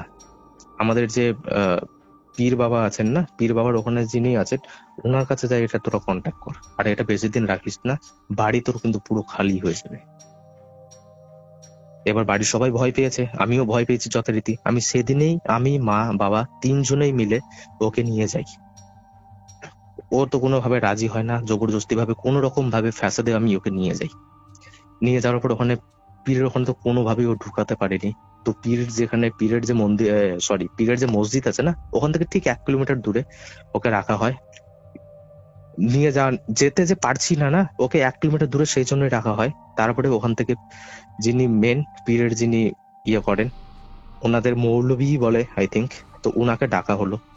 উনি আসলেন, এসে নিয়ে না, আপনাদের বুড়ো আঙ্গুল আছে না, বুড়ো আঙ্গুল, সেই বুড়ো আঙ্গুল নিয়ে আমার ওয়াইফের যেখানে ডক্টর দেখেন না যে জীবিত আছে না মারা গেছে, হাতের যে রগ আছে ওই জায়গার না, মানে কিভাবে ওই up down up down up down করতে করতে করতে করতে না, একটা যতক্ষণ না পর্যন্ত ঘাম বেরোলো, বুঝতে পারছো, যতক্ষণ না পর্যন্ত ঘাম বেরোলো ততক্ষণ ভাবে করলো। একটা ঘর্ষণের জন্য একটা জল জল আকার হয় না, সেই জল জল আকার নিয়ে না নাকে নিল, নাকে নিয়ে কি পড়লো, কি বুঝলো না বুঝলো, বলছে এটা খুব সাংঘাতিক জিনিস আছে, আর এর সঙ্গে সঙ্গে বাড়িতে কিন্তু আরো কিছু আসতেছে, আর এর যে পেটে বাচ্চা আছে এটা কিন্তু খুব সাংঘাতিক, এই যদি জন্ম নিয়ে নেয়, যেদিন জন্ম নেবে সেদিন কিন্তু তোমার ওয়াইফ মৃত্যু হবে, আর এই যদি জন্ম নেয় তো তোমার গোটা বাড়ি কিন্তু খালি হয়ে যাবে। তা আমি তোমাকে যেইভাবে বলছি তুমি সেইভাবে করো। তো উনি আমাকে বলেন, তা আমি তোমাকে একটা জিনিস দিচ্ছি, সাদা পাউডারের মতন, যেটা আমাদের ছাই হয় না, যেটা আমাদের একদম ঘুষি, মানে আমাদের গোবরের যেটা ঘুষি হয়, যেটা ছাই হয় সাদা, ওই টাইপের কিছু একটা, অনেকগুলো, মানে মোটামুটি আধা কিলো মতন দিলেন। উনি বললেন এক কাজ করো, এটাকে তুমি গোটা বাড়ির মধ্যে ছিটাবে। কিভাবে ছিটাবে? কেউ যদি হেঁটে যদি যায় না, সেই ছাপটা যেন উঠে ভালো করে, তুমি এটা ছিটোবে। ছিটানোর পরে তুমি ওইভাবে রেখে দেবে। আর কবে ছিটাবে? শুক্রবারে রাত্রে, মানে রাত 12টার পর, ঠিক আছে, মানে শনিবারে পড়ে যায়, সোমবারে, আর যদি সেদিন না পারো তাহলে সোমবারে রাত্রেবেলা, মঙ্গলবার যেন পড়ে, ওকে? এই 2 দিনের মধ্যে তুমি ছিটানোর চেষ্টা করবে। তো যাই হোক, আমি যথারীতিভাবে শনিবার ছিটাই। আমি বললাম এটা ছিটালে কি হবে? বলছে অত কিছু না, তুমি পরে আমি তোমার সবকিছু বলো, তুমি এটা খালি ছিটিয়ে রাখো, গোটা বাড়ির মধ্যে ছিটাবে। তো যাই হোক, পাকা বারান্দা আছে, ভালো করে ছিটিয়ে আমরা ঘুমিয়ে পড়ি। পরদিন যখন উঠি না, মানুষ যদি সোজাভাবে হাঁটে তাহলে কি হয়, দুটো পা সমান সোজাভাবে যায়, তাই তো? কিন্তু আমার এখানে উল্টো, একটা পা সোজা, একটা পা তার উল্টো দিক, আবার একটা পা সোজা, তার একটা পা উল্টো দিক, মানে একটা পা মানে অলরেডি ভাঙে ঘুরে গেছে। মানে বুঝতে পারছো কিভাবে আমি পায়ের আকৃতিতে দিচ্ছি? সেম সেইভাবে গোটা বাড়ির মধ্যে পায়ের ছাপ, আবার উল্টো দিক দিয়ে পুকুরের দিকে যায় মিশে গেল। যথারীতিভাবে সেটা ভিডিও করে নিয়ে উনাকে পাঠানো হয়েছে। উনি বলছেন, আমি বুঝতে পেরেছি কোন দিক দিয়ে আসে আর কোন দিক দিয়ে যায়। তুই এক কাজ কর, আমি তোকে কিছু দেব, তুই ওগুলো জোগাড় করবি, করে নেওয়ার যদি না পাস সেটাও আমাকে বলবি, আমাকে তুই 5,000 টাকা দিয়ে দিবি, আমি এগুলো সবকিছু কিনে নিয়ে যাবো, কারণ এগুলো তো খরচা হয়। তা বললাম, তাহলে আমি কি এগুলো কিনবো? আমি তো যেহেতু জবের মধ্যে থাকি, আপনি কিনে নিয়ে আসেন। বলছে ঠিক আছে, আমি যাবো, কিন্তু সামনের শনিবারে যাবো, ততক্ষণ একটু সাবধানে থাকবি। আর যখন তুই কাজ থেকে যখন যাবি, তুই তো আমার এখান দিয়ে যাস, তা আমি তোকে বোতলে একটা কিছু দেবো, তুই ওটা নিয়ে যাবি। আর ওই কাপড়ের ভিতরে না অনেক কিছু থাকে, ওই থেকে সেলাই করে নিয়ে একটা তাবিজের মতন হয়ে যায় না, সেটা দিল, বললো ওটা তুই ওর হাতে বেঁধে দিবি আর গলায় বেঁধে দিবি। ঠিক আছে, ডবল প্রোটেকশন দিয়েছে, কথাটা বুঝবে কিন্তু। ওটা ওরই গাটা গলায় দিবি, একটা হাতে দিবি। তো যাই হোক, যথারীতি ভাবে ওটা ওকে বাঁধানো হয়। বাঁধতে তো চায় না, তাও বাঁধালাম ওকে কোনো রকম ভাবে, বাঁধিয়ে রেখে তারপর ও না একটা পাগলের মতন করা চালু করলো। যেমন পাগল, একটা মানুষ পাগল হয়ে গেলে কেমন করে, সেইভাবে করা চালু করলো। তো যাই হোক, ওকে তারপরে আমরা কি করলাম, বেঁধে রাখা চালু করলাম। এদিকে শ্বশুর মশাই উনিও জানেন তো এই পাগলামি হচ্ছে, এটা স্বাভাবিক। তো যাই হোক, এই করে কোনো রকম ভাবে 7টা দিন কাটে।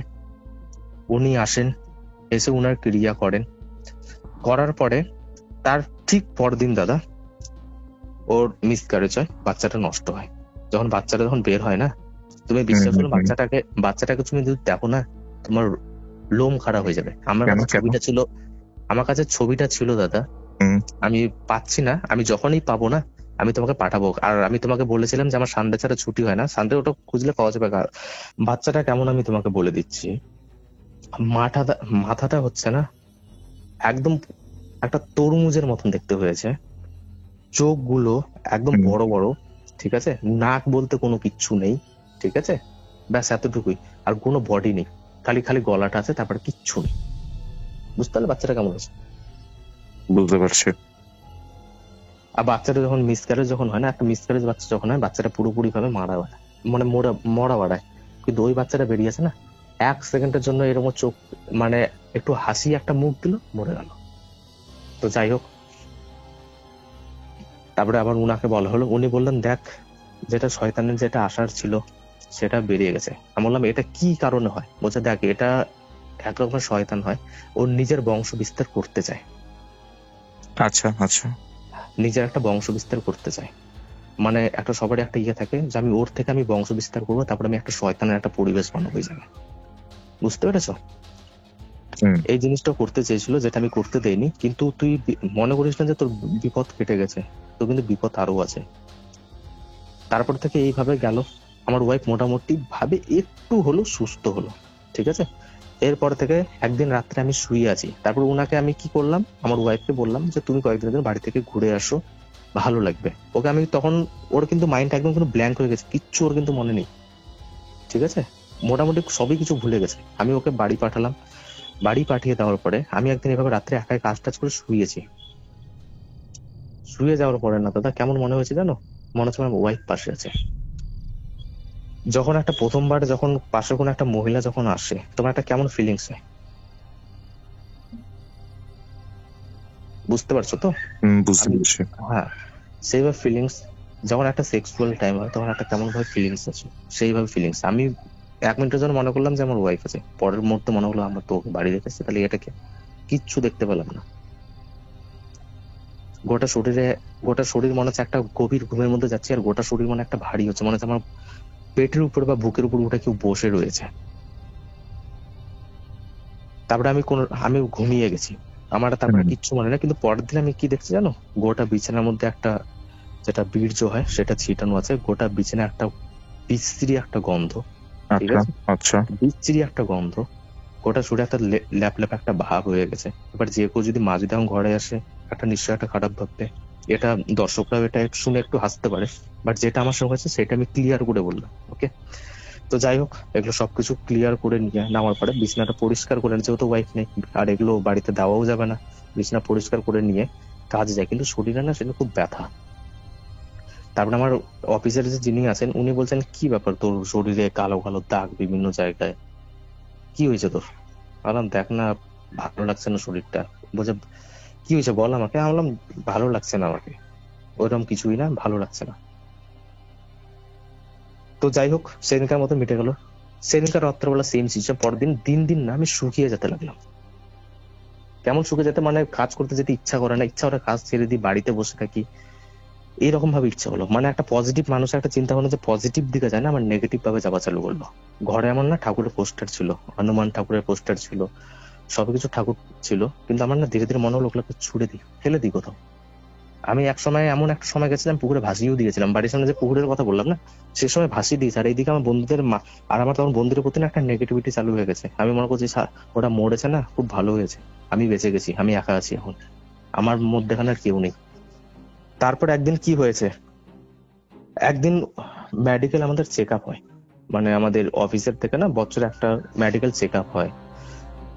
তো সেই সময় আমাদের অফিসেও চেক আপ হয়, ব্লাড টেস্ট নেওয়া হয়, কিন্তু আমার হিমোগ্লোবিন আছে 4.5। কিন্তু আমি কাজ করছি, সোজাভাবেই যাওয়া আসা করছি, শরীর ক্লান্ত কিন্তু আমি কাজ করছি। 4.5? 4.5 এ নেমে গেছে, আমি কাজ করছি। 4.5 আমার কাছে রিপোর্ট গুলো আছে, ঠিক আছে, আমি তোমাকে পাঠিয়ে দেবো, তুমি দেখে নিও, ডেট মেট সবকিছু মেনশন করা আছে, তুমি দেখে নিও। ওকে। আর এইদিকে আমার রোজ রাত্রে আমার সঙ্গে এই ঘটনাটা কিন্তু কন্টিনিউয়াসলি ঘটছে না, আমি কোনো কিছু ভয় পাচ্ছি না, আমি কিন্তু কোনো কিছু এখানেও অনেকে ভয় পায়, আমি কিন্তু কোনো কিছু, আমি কিন্তু রাত্রে কাজ করছি, শুচ্ছি, ভুলে যাচ্ছি, সকাল হচ্ছে সেম জিনিস দেখছি, আমার কিন্তু এর মধ্যে কোনো কিছু নেই। ওকে, এইভাবে চলছে। এইভাবে একদিন আমি ডিসিশন নেই, তো রাত্রেবেলা হচ্ছে কি, আমি আজকে জেগে থাকবো। ওকে, জেগে থাকবো, আমি কোনো কিছু, আমি আজকে ঘুমোবই না, যেই কিছু হয়ে যাক। আমি কি করি, আমি মুভি লাগাই কম্পিউটারে। ওকে, মুভি দেখছি দেখছি দেখছি।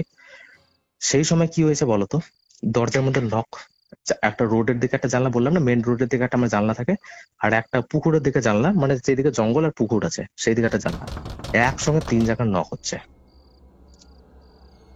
বুঝতে পারছো তো? নক হতে হতে এক সময় আমার ওই অনুপম বন্ধুর কথা বললাম না, অনুপম নামটা মনে আছে আমার ফ্রেন্ডের, সেই বন্ধু আমাকে বলছে, বিশ্বজিৎ ভাই ঘর পে হ্যাঁ? আমি বললাম হ্যাঁ ভাই ঘর পে হি হুঁ। বলছে বাহার নিকাল না। বললাম ঠিক আছে, আরো যেই বেরোতে যাবো না, আমার হট করে এ ডাকবে কি করে, মরে গেছে, এ তো মরে গেছে, কিন্তু সেটা মাইন্ড ব্ল্যাঙ্ক, আমি ভুলে গেছি সবকিছু, এ আমাকে কি করে ডাকবে। আচ্ছা, তারপরে কি হলো, দরজার মধ্যে একভাবে নক চলছে, আমি অনেক সাহস করে না বললাম যাই কিছু হয়ে যাক আজকে, হয় এই পার হবে না ওই পার হবে, আমি কিন্তু দরজাটা কিন্তু খুলি। তুমি লিটারলি তুমি বিশ্বাস করবে না, একটা মানুষের, ঠিক আছে, ব্যাক সাইডে মাথা, ঠিক আছে, পুরো একদম কুকুরের মতন হয়ে আমার দিকে একদম উপরে একটা লালসা চোখে দেখলো, দেখে উল্টো ভাবে দৌড় মারলো। সিরিয়াসলি একদম কালো, একদম মিশমিশে কালো, আমি ওকে ভালো একদম চোখ একদম রক্তবর্ণের মতন লাল, ঠিক আছে, লিটারলি ও কিন্তু উল্টো দিক ভাবে হয়ে দৌড় মারলো পুকুরের দিকে। আমি সঙ্গে সঙ্গে দরজাটা বন্ধ করি। এবার এগুলো আর মেনে নেওয়া যায় না দাদা, অনেক কিছু হয়ে গেছে, এবার কিন্তু এগুলো মেনে নেওয়া যায় না। তারপরে আমার ওয়াইফকে ছাড়ার পরে আমার মায়ের কিন্তু মেন্টালিটি এই সেম ভাবে চলে আসলো, আমার মাও ভুলভাল কথা বলে, বাবার উপর রাগ করে, বাড়ির মধ্যে অল টাইম অশান্তি, এগুলো কিন্তু চলতে থাকে আমার বাড়িতে। এইভাবে এগুলো চলছে চলছে, একদিন হট করে না, মানে বাড়ির মধ্যে এতটা একটা পরিস্থিতি খারাপ, ওইদিকে ওয়াইফের সেম, আর ওইদিকে আমার শ্বশুর বলে তো এখন মেয়েকে নিয়ে যাও। আমি বললাম দেখুন আমার বাড়ির পরিস্থিতি এখন ভালো না, আপনার কাছে এখন রাখুন, আমি পরে সময় বুঝে আমি নিয়ে যাবো, বাড়িতে একটু শান্তি একটু হোক, আমি নিয়ে যাবো, আপনি এখন আপনার কাছে রাখুন, ওরও একটু মেন্টালিটি ঠিক হবে, এখন যদি এর মধ্যে আমি নিয়ে আসি না, ওর মেন্টালিটি আরো খারাপ হবে। তো যাই হোক, যথারীতিভাবে ওনাদেরকে বুঝিয়ে আমি রাখি। আর এই দিকে কি হয়, একদিন ওই অফিসে টেনশনের মধ্যে কাজ করতে করতে আমি বেহুশ হই, মানে একদম অজ্ঞান, আমাকে এখান থেকে হসপিটাল নিয়ে যাওয়া হয়। হসপিটালের মধ্যে ধরা পড়ে আমার থাইরয়েড ক্যান্সার হয়েছে গলার মধ্যে, প্লাস আমার ক্যান্সার ধরা পড়েছে। এবার ক্যান্সারটা কিভাবে ধরা পড়েছে জানো? আমার হুম। মানে আমাদের ঠিক নাভির নিচ সাইডে, ঠিক হ্যাঁ। আছে, প্রাইভেট পার্টের ঠিক উপর দিকে না, দুটো ফুটো সেই জায়গা থেকে পচে ক্যান্সার সৃষ্টি হয়েছে। এবার দাদা তুমি, আমি রোজ চান করি, কিন্তু ওই জায়গাটা আমি কোনোদিন লক্ষ্য করিনি। সেই জায়গাতে পাচন ধরে আমার কাছে সেটা যদি দেখানোর মতো জায়গা হতো না, আমি তোমাকে এখনো হোয়াটসঅ্যাপ করে পাঠাতে পারতাম। সেই জায়গাটার পাচন ধরে না, সেই জায়গায় ক্যান্সার সৃষ্টি হয়েছে। তখন সেই সময় ছিল আমার ক্যান্সার ফার্স্ট স্টেজ। তো ওখান থেকে যথারীতিভাবে তোমার মানে থাইরয়েডে গেল কি করে? থাইরয়েডে এই জন্যই গেছিল হুম। যে আমার প্রথম থেকে একটু থাইরয়েড ছিল, যেটা আমি তোমাকে প্রথমে বলিনি। থাইরয়েড ছিল। এবার যখন ক্যান্সার যখন ধরা পড়ে না, তো ও যখন যেই জায়গায় যে থাইরয়েড হোক বা যে কোনো কিছু, ওগুলোকে আগে বেশি অ্যাটাক করে। তো থাইরয়েড থেকে থাইরয়েড ক্যান্সার, আর যখন রক্তের মধ্যে একটু চলাচল করছে না, সেখান থেকে থাইরয়েড ক্যান্সারও ওখানে ধরে নিয়েছে। যেহেতু থাইরয়েডের মাত্রা তখন ছিল আমার 12.5, স্বাভাবিক একটা থাইরয়েড ক্যান্সার ধরে যায়। থাইরয়েড ক্যান্সার কিন্তু ম্যাক্সিমাম মেয়েদের হয়, কিন্তু আমারও হয়ে গেছিল ব্যতিক্রম ভাবে। গলার ভয়েস কিন্তু চেঞ্জ। আমি যে গলায় যে তোমার সঙ্গে কথা বলছি না, এটা কিন্তু আমার গলার ভয়েস না, আমার গলার ভয়েস অন্য। আমি তোমাকে কিছুদিন আগে কোনো সময় ভিডিও যদি দেখি, আজ থেকে মোটামুটি 3-4 বছর, মানে বিয়ের আগের, তো সেই সময় আমি তোমাকে একটা আমার ভয়েস পাঠাবো। দুটোর মধ্যে ডিফারেন্ট আছে, মানে আকাশ পাতালের ডিফারেন্ট। ওকে, এখন মনে হয় যে কথা বলছি না, এখন মনে হচ্ছে না একটু স্পিরিটে কথা বলছি, কিন্তু এটা আমার নর্মাল ভাষ, মানে এটা আমার নর্মাল। আচ্ছা, তারপর কি হলো? ওকে, ক্যান্সার ধরা পড়লো? তো যাই হোক, ঘটনায় আসছে যাক। তো সেই সময় ক্যান্সার ধরা পড়লো, আমাকে পাঠানো হলো, আমি দিল্লি আসলাম। দিল্লি এসে নয়ডা কৈলাস হসপিটালের নাম অবশ্যই শুনেছো, সেখানে ট্রিটমেন্ট করলাম। ট্রিটমেন্ট করার পর ডক্টর বললো, দেখুন আমি এই কেস নিতে পারবো না, যেহেতু আপনার বয়স কম। আমি এই কেস নিতে পারবো না। হ্যাঁ, আমি কেস নেবো না। কালকের ডেটে যদি আপনার কিছু হয়, যেহেতু আপনি নতুন বিয়ে করেছেন, কালকের ডেটে যদি আপনার কিছু হয়, তখন তো আমার নিজেকেও একটা খারাপ লাগবে। আমি এখানে ডক্টর হিসেবে নয়, আমি আপনার নিজে পার্সোনাল হিসেবেই বললাম আমি। আর এই কৈলাস খরচ অনেক বেশি। হ্যাঁ, আর আমি রিস্ক নেবো। আমি কিন্তু বন্ড পেপারে সাইন করবো আপনার ফ্যামিলির কাছে। তো যথারীতি ভাবে ফ্যামিলি এবার হয় এই পার না হয় ওই পার, বাবা সাইন করে, বলে যা হোক দেখা যাবে। আর এইদিকে আমার বাড়ির কিন্তু একটু অর্থনৈতিক অবস্থা কিন্তু ধীরে ধীরে করে ডাউন হচ্ছে। আগে যেমন গ্রোথ হচ্ছিল না, ধীরে ধীরে করে এখন নামছে। তো এবার আমার বাবা যথারীতিভাবে আমার ট্রিটমেন্টের জন্য কিছু জমি বিক্রি করে। জমি বিক্রি করার পর ওইদিকে আমার জব আছেই, ছুটি দিয়েছে 1 মাসের, ঠিক আছে। এইদিকে ট্রিটমেন্ট চলছে। দিল্লিতে যতদিন ছিলাম মোটামুটি ভাবে ঠিক ছিল। 1 মাস আমি দিল্লিতে ছিলাম, আবার বাড়িতে যাই, বাড়িতে গিয়ে বউকে নিয়ে আসি। বউকে নিয়ে আসার পরে আবার মোটামুটি ভাবে ঠিকঠাক করে চলছে চলছে চলছে চলছে এইভাবে আবার একদিন কি কেস হলো, আমার বাড়ির যে পাশের লোক যিনি আছেন না, উনি বলছেন তোমার বাড়িতে রাত্রেবেলা টিনের উপর কে ওঠে? আমি বললাম কেউ ওঠে না, টিনের উপর উঠলে তো আমরা জানতে পারবো। বলছে তোমার বাড়ির উপরে টিনে তো কেউ ওঠে। আমি বললাম কেন, কিভাবে? বলছে আমি বাথরুমে গেছি, টিনের মধ্যে কেউ উল্টো ভাবে করে হাঁটছে, তোমার বাড়িতে চোর ঢুকছে, তুমি এটা লক্ষ্য করো। তোমার বাড়িতে চোর ঢুকছে, এটা লক্ষ্য করো। আমি বললাম দেখো, টিনের উপর যদি চোর ওঠে, তাহলে তুমি সেই রকম তুমি আমাকে ডাকতে ফোন করতে পারলে না কেন? বলছে ফোন করবো, সেই তো চান শোনায় ও তো গায়েব হয়ে গেল। আমার মনে কিন্তু কিছু ডাউট হলো। আমি তখন কি করলাম, বাড়ির মধ্যে তো আমার বাড়িতে আগে থেকে 2-3টে ক্যামেরা লাগানো ছিল, যেহেতু আমরা গোল্ড লোনের কাজ করতাম, আমাদের বাড়িতে পয়সা আসতো। তো এবার সিকিউরিটির জন্য আমার বাড়িতে ক্যামেরা লাগানো ম্যান্ডেট ছিল। তা আমি কি করলাম, একটা টিন যেন আসে, সেই জায়গায় যেন ক্যামেরা যেন আসে, আর বারান্দার ক্যামেরা তো ছিল। তো এইভাবে একদিন কিছুদিন কেটে যাওয়ার পরে, তারপর ওইও কিছু বলেন, আমি ওটা ভুলে গেছি। তো একদিন আমি না ক্যামেরা চেক করছিলাম, মানে কিছু ডিলেট করব, মানে স্টোরেজ যখন ফুল হয়ে যায় তো কিছু ডিলেট করতে হয় ডেটা। হ্যাঁ, তো চেক করতে তুমি বিশ্বাস করবে না দাদা, একটা কালো অবয়ব ক্যামেরার মধ্যে, একটা যখন রাত হয়ে যায় না, নাইট ভিশন ক্যামেরা হয় না, তো ব্ল্যাক এন্ড হোয়াইট এর মধ্যে না কোনো নেগেটিভিটি জিনিস যদি থাকে, তুমি দেখতে অবশ্যই পাবে। এটা তুমি অবশ্যই জানো, যেহেতু তোমরা এগুলো কাজ করো। তো সেই সময় দেখছিলাম যে জিনিস আমি ঘরের মধ্যে আমার সামনে দেখলাম, সেই জিনিস গোটা বাড়ির মধ্যে উঠছে, দেওয়াল বেয়ে টিনের উপর উঠছে, আবার নামছে, আবার ঘুরছে। যখন ঠিক 3:30 বাজছে না, সেই সময় ঠিক অটোমেটিক ভাবে গায়েব হয়ে যাচ্ছে। মানে প্রতি রাত হচ্ছে এটা? হ্যাঁ, এটা প্রতিদিন হচ্ছে, প্রতি রাত হচ্ছে। তো যাই হোক, এবার আমাকে আমার মামা আছেন, এগুলো ঘটনাগুলো চললো। এবার আমার মামা একদিন বাড়িতে, আমার মা বললো দেখ আমার বাড়িতে এই ঘটনা। তো মামা বললেন কি, তো আমার মামার বাড়ি হচ্ছে তোমার তারাপীঠের এখানে বোলপুর। ওকে, তো মামা বলছে ঠিক আছে আমি তোর বাড়িতে যাব, আমি দেখবো আগে কি হয়েছে। তো মামা আসলো, এসে নিয়ে তারপরে উনার পরিচিত এক তান্ত্রিক আছেন, উনার সঙ্গে কন্ট্যাক্ট করলেন। তো উনি বললেন বাড়ির কোনো মাটি নয়, যে বাড়িতে পুজো হয় না তুলসীর গাছ, সেই তুলসী গাছে মাটি উঠাই নিয়ে। তো যথারীতি ভাবে মামা মাটি নিয়ে যায়। মাটি নিয়ে যাওয়ার পরে তান্ত্রিককে দেওয়া হয়। ঠিক আছে, তান্ত্রিক মাটি দেখে বলা হয় এর বাড়ি তো দুটো কালপুরুষ আছে। দুটো কালপুরুষ? দুটো কালপুরুষ আছে, একটা ছেলেটার সঙ্গে আছে যে প্রতিদিন সেক্স করছে, আর একটা মেয়েটার সঙ্গে আছে যে অলরেডি ওকে শয়তান জন্ম দিয়েছিল, যেটা মিসক্যারেজ হয়েছে। আর ও আরো প্রতিক্রিয়া নিচ্ছে, ওকে আবার ইয়ে করবে।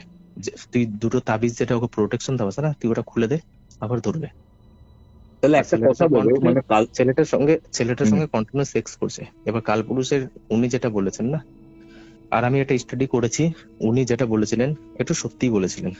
আমি ওখানে কালপুরুষ কে তৈরি হয়, যারা প্রাপ্ত, যেমন 18-19 বছরের বয়সে কোনো ছেলে যখন মারা যায় না, ওদের তো একটা থাকার ইচ্ছা করে কারোর সঙ্গে, যেমন গার্লফ্রেন্ডের সঙ্গে হোক বা কারোর সঙ্গে একটা থাকার ইচ্ছা করে, ওটা সংসার করতে চায়। ওদের মেন মোটিভই এটা, উনি যেটা আমাকে বলেছেন। ওটা যদি না পারে না, তো একটা মনের মধ্যে ওদের রাগ হয়।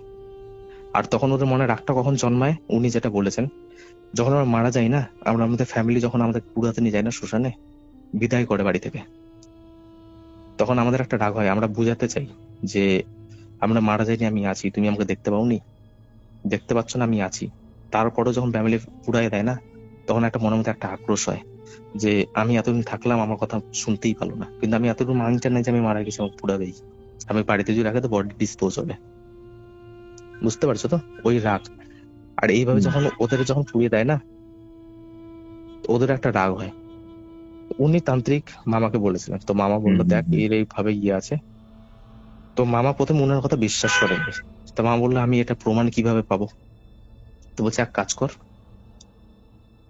একদম তাজা লেবু গাছ থেকে তুলে হোক বা বাজার থেকে কিনে হোক, বাড়ির দিকে ইয়ে করে রাখ, যেদিক দিয়ে আসবে আর যেদিক দিয়ে বেরোবে সেদিককার লেবুর গঠন দেখতে পাবি, তুই নিজেই বুঝতে পারবি। তো যাই হোক, বাড়ির দিকে আমার প্রত্যেকটা কোনায় প্রত্যেকটা লেবু রাখা হয়েছে, দরজার মধ্যে দুটো, আর 4 কোনায় 4টা, পুকুরের দিকে রাখা হয়েছে। তুমি বিশ্বাস করবে না, যেদিকে আমার কিচ্ছু নেই, যেদিকে পূজা ঘর আছে না, সেই দিকে কোনো কিচ্ছু নাই, যেমনকার লেবু তেমন আছে, কিন্তু যেদিক দিয়ে চলাফেরা আছে না, প্রত্যেকটা লেবু কালো হয়ে গেছে। এবার আজকের কেনা পাতি লেবু কালকে সকালবেলা কিভাবে পচে যেতে পারে? নেগেটিভ কিছু না থাকলে পচবে না, কোনোদিনও পচবে না, কোনোদিন পচবে না। তারপরে বললো তুই এক কাজ কর, লেবু লঙ্কা ওই যে যেমন মনে করো ওই বাড়ির সামনে ঝোলায় না, দোকানের সামনে হোক বা গাড়িতে হোক ঝোলায়, উনি আমাকে বললেন কি তুই এক কাজ কর, আমি 2 থেকে 3 দিনের মধ্যে যাব, দেখবি কালী মন্দিরের মধ্যে না ঠাকুর মশাইরা যারা থাকেন না, ওনারা গাড়িতেও ওই লেবু লঙ্কা বাঁধেন আর দোকানের মধ্যেও বাঁধে দেন। ওরা 11 টাকা বা কোন একটা দক্ষিণা নেয়। এই গ্রামের দিকে এগুলো আছে, জানি না কলকাতা শহরে আছে কিনা।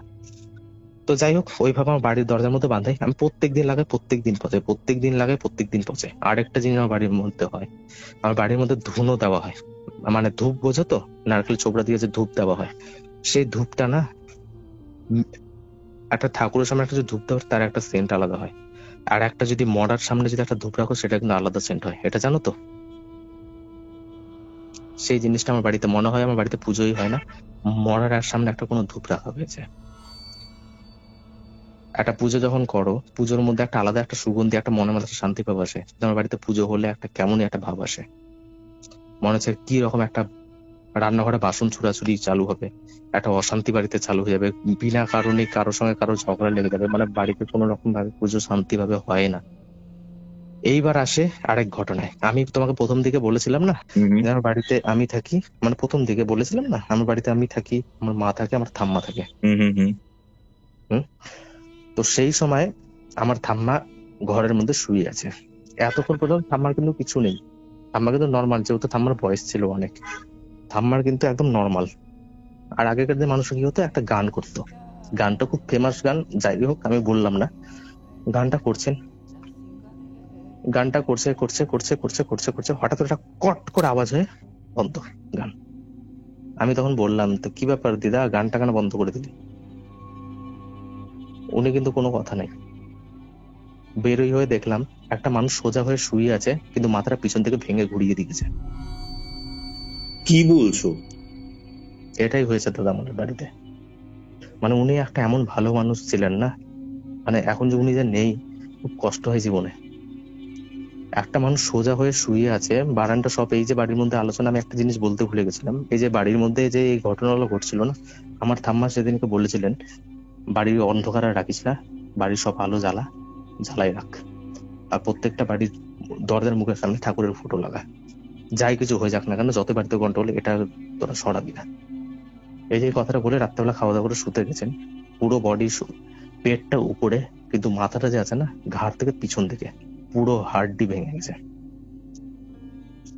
নৃশংস ভাবে মেরেছেন, নৃশংসভাবে একদম ধরে ঘাড় ঘুরিয়ে দিয়েছে। পাশের বাড়ির লোককে, এবারে এই ঘটনা পাশের বাড়ির লোককে ডাকা হলো। আমি এই জায়গায় একটা জিনিস ভুলবো না, ওনাকে আমি মামা বলি, ঠিক আছে? উনি আসে সবার প্রথমে আগে একটা ছবি তুললেন। উনি আসে আগে লিটল আগে সবার প্রথমে আগে একটা ছবি তুললেন, বললে আমি পুলিশকে দেখাবো, বলে যদি আসে বলে আমি পুলিশকে দেখাবো, প্রমাণ দেখাবো। তো যাই হোক, কোনোভাবে দিদার এই দুঃখের মধ্যে দিদার সবকিছু কাজটাজ মিটলো, মানে সরি দিদা তো নয়, থাম্বা, সবকিছু কাজটাজ মিটলো। মিটে যাওয়ার পরে পোস্টমর্টম হয়েছিল? হ্যাঁ অবশ্যই পোস্টমর্টম হয়েছে, আমার কাছে রিপোর্টও আছে, আমি তোমার সবকিছু পাঠাবো, কিভাবে গিয়ে ওই যে ঘাড়ে যে হাড় ভেঙেছিল, কটা হাড় ভেঙেছিল, সবকিছু রিপোর্টে লেখা আছে। মানে এটা আমি তোমাকে পোস্টমর্টমের মাধ্যমে মার্ডার হয়েছে, কি হয়েছে ওখানে যেটা ছিল, ওখানে কেউ যদি মার্ডার যদি হয়, ঠিক আছে, তো আমার বাড়িতে ক্যামেরা লাগাচ্ছিলাম, তোমায় বলেছিলাম না। এবার আমার ঠাম্মার ঘরে না কোনো দরজা ছিল না, ঠিক আছে? এবার কেউ যদি মুভমেন্ট যদি করে, তো ক্যামেরাই তো আসবে কমসে কম, কিন্তু ক্যামেরা ওই কালো জিনিস ছাড়া কোনো কিছু দেখা যায়নি। এটা পুলিশ সমেত দেখেছে। ঢুকতো কিভাবে তাদের লোকজন? দরজা ছিল না মানে বুঝতে পারলে না, মানে দরজাটা মানে কাটা ছিল, মানে দরজার গেট ছিল না। আচ্ছা, মানে দরজার পাল্লা ছিল না, তাই তো? হ্যাঁ, দরজার কোনো পাল্লা ছিল না, মানে কেউ বেরোবে মানে বিনা দরজায়, মানে উনি তো একটা বয়স্ক মানুষ, উনি জাস্ট খাট লাগিয়ে শুয়ে থাকতেন। এবার অনেক সময় কি হয়, রাত্রেবেলা কিছু হলো, উনি দরজা দিয়ে ঘুমিয়েছেন, রাত্রেবেলা হট করে কিছু হলো, বাইরে থেকে তো কেউ যেতে পারছে না, না, সেজন্য দরজাটা উনি খুলেই রাখা হয়েছিল, যাতে কেউ যখন বাথরুমে যাবে যেন উনাকে দেখতে পারেন উনি ঠিক আছেন কিনা। বুঝতে পেরেছো তো? হ্যাঁ, বুঝতে পারছি বিষয়টা। তো যাই হোক, ওনার কাজকর্ম মিটে যাওয়ার পরে, আর এইদিকে আমার তো ক্যান্সার তখন তো ছিলই, তখন আমার ফার্স্ট স্টেজ ছিল, তখন অত কোনো রিস্ক ছিল না, তখন একদম নর্মাল।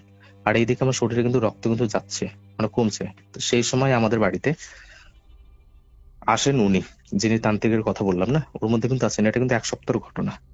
তো যাই হোক, এদিকে যখন মারা গেছেন উনাকে পোস্টপোন করা হয়েছিল, তো উনি আসলেন বাড়িতে। আসার পরে উনি বাড়ির মধ্যে মাটিতে পা রেখেই না, উনি বললেন, এটা আমি এখান থেকে কিছু করতে পারবো না, আমি ওখানেই যাই কিছু করব, কারণ আমি এখানে যা যা আমার এখানে লাগবে আমি এখানে পাবো না, আর এটা আমার দ্বারা একা হবে না, আমাকে আরো কাউকে নিয়ে আসতে হবে, তো আমি এটা ওখান থেকেই করব। ভাবলাম তাহলে আমাকে তো কিছু বাঁচতে তো হবে, আমাকে তো কিছু প্রোটেক্ট করেছেন। তো উনি কি করেছিলেন বলতো, উনি আমাকে কিছু দিয়ে যান, একটা লাল কাপড়ের মধ্যে মুড়ে আমাকে কিছু দিয়ে যান, বলে এটা তুমি সবসময় প্রত্যেকটা জায়গা, খাটের নিচে, তারপরে অনেক কিছু দিয়ে গেছিলেন, ওগুলো তুমি ঘরের মধ্যে সবকিছু ভালো করে রাখবে, আর ঘরের মধ্যে নিয়মিত যাই কিছু হয়ে যায়, ঘরের মধ্যে নিয়মিত পুজো করবে, ধূপ ধুঁয়ো যেই রকমের গন্ধ আসুক, ধূপ ধুঁয়ো তুমি নিয়মিত দেবে, ঠাকুরকে পূজা করো, প্রয়োজন পড়লে কালী ঠাকুরের মূর্তি প্রতিষ্ঠান করো এখানে। তো উনি এটা বলে চলে যান। চলে যাওয়ার পরে না, পরদিন শোনা যায় উনি মারা গেছেন অ্যাক্সিডেন্ট হয়ে। এটাও তুমি পাবে, আমি তোমাকে বলে দিচ্ছি, এটা হচ্ছে তোমার 2022 সালের 23শে ফেব্রুয়ারি তুমি এটা খবরটা পেয়ে যাবে। তুমি যদি পুরোনো নিউজ যদি দেখো, রিপাবলিক বাংলা, ঠিক আছে, তার মধ্যে তুমি নিউজ পাবে, তুমি খবরের কাগজ যদি দেখো তার মধ্যে তুমি পাবে। আর এই জন্য ডেটটা আমার ভালো করে মনে আছে, আমি তোমাকে বলে দিই, 14 ফেব্রুয়ারি, ঠিক আছে, তার থেকে ঠিক কয়েকদিন পরে 23 ফেব্রুয়ারি। আর সেদিনকার দিনটা মাইট বি রবিবার কি সোমবার ছিল, আমার এক্স্যাক্টলি মনে নেই। তো সেদিনকার কিন্তু এই ঘটনা। তারপর মামাকে বলা হয়, তারপর মামা বলে তুই টেনশন নিস না, একটা গেল তো কি হলো, আমি আরেকটা দেখবো, ভালো, এর থেকে ভালো দেখবো এখন, যেটা তোর ওখানে বসে করতে পারবে। তো এই বলার পরে তখন মামা বললো কি, এক কাজ কর, তোর ওইদিকে তো ঠাম্মা তো ইয়ে হয়ে গেছে, তো তুই তো কাজে যাচ্ছিস, তাহলে আমার বোনকে আর তোর বউকে দেখার জন্য আমার তাহলে মা যাচ্ছে, আমার দিদা কিন্তু এখন ইয়াং, ঠিক আছে, তো উনাকে পাঠানো হয়, উনি কয়েকদিন থাকেন। ইনি যখন আসার পরে না, আমার দিদা আসার পরে না, ওইদিকে কি হয়, আমার মামা অ্যাক্সিডেন্ট হয়ে মারা যায়। তান্ত্রিক কিন্তু বুঝতে পারেনি, উনি কিন্তু এক্সপায়ার করে। এইভাবে যাওয়ার পরে এবার সাধারণ ব্যাপার, একটা মায়ের খারাপ লাগবেই। তো এইবার বাড়ি থেকে আমার ডিসিশন কি হয় জানো? কি হয় ডিসিশন? এবার বাড়ি থেকে ডিসিশন হয় যে আমরা এখান থেকে মুভ করব। আমার বাবাকে অনেকজনই বলেছিলেন যে যেখানে কালপুরুষ ঢুকে যায় না, সে বাড়িটা ছেড়ে দেওয়া ভালো, নাহলে এগুলা সবাইকে ধীরে ধীরে করে মারবে। তো ডিসিশন হয় যে আমরা বাড়ি থেকে বেরিয়ে যাব। তো এবার বাড়ি থেকে বেরিয়ে যাব বলে তো ছট করে হয় না, এবার বাড়িটা বিক্রি করতে হবে। এর মধ্যে আমাদের পাড়ার মধ্যে লোটে যায় বাড়িতে ভূত আছে।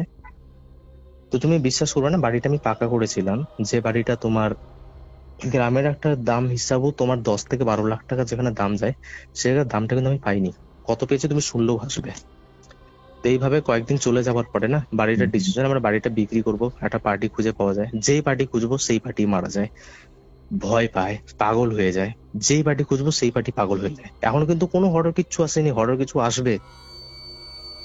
মানে তুমি এতক্ষণ ধরে ঘটনাটা বললে, তুমি বলছো এখনো হরিফিক কিছু হয়নি? কিচ্ছু হয়নি, এখন তোমার 10%ও যায়নি। এটা আমি এই জন্য রিলেট করে ওকে কানেক্ট করছি না। প্রত্যেকটা জিনিস যতজন যে মারা গেছে পরবর্তীকালে এগুলো সব রিলেটেড হবে, সবকিছু ম্যাচ হবে, কেন কিভাবে হয়েছিল সবকিছু ম্যাচ হবে। এই জন্য প্রথম থেকে বললাম, যাতে তোমারও বুঝতে সুবিধা হয়, দর্শকেরও বুঝতে সুবিধা হয়। ওকে, কিচ্ছু এখনো হয়নি। কারণ ইটসেলফ আমি তোমার ঘটনাটা রেকর্ড করতে গিয়ে বুঝেছি ইট ইজ ভেরি নেগেটিভ। হ্যাঁ, এবার আমাদের নিজেদের সাথে, ইভেন কিউরিওফাইড টিমের সাথে এই জিনিসটা শোনার পর না, বা এই জিনিসটা সিলেক্ট করার পর বিভিন্ন ধরনের জিনিস হয়েছে। আমার এডিটর বলো, সিলেকশন টিমে যিনি আছেন বা যারা রয়েছেন। হ্যাঁ, এখন আমি এখন দাদা, আমি তোমাকে একটা কথা বলছি।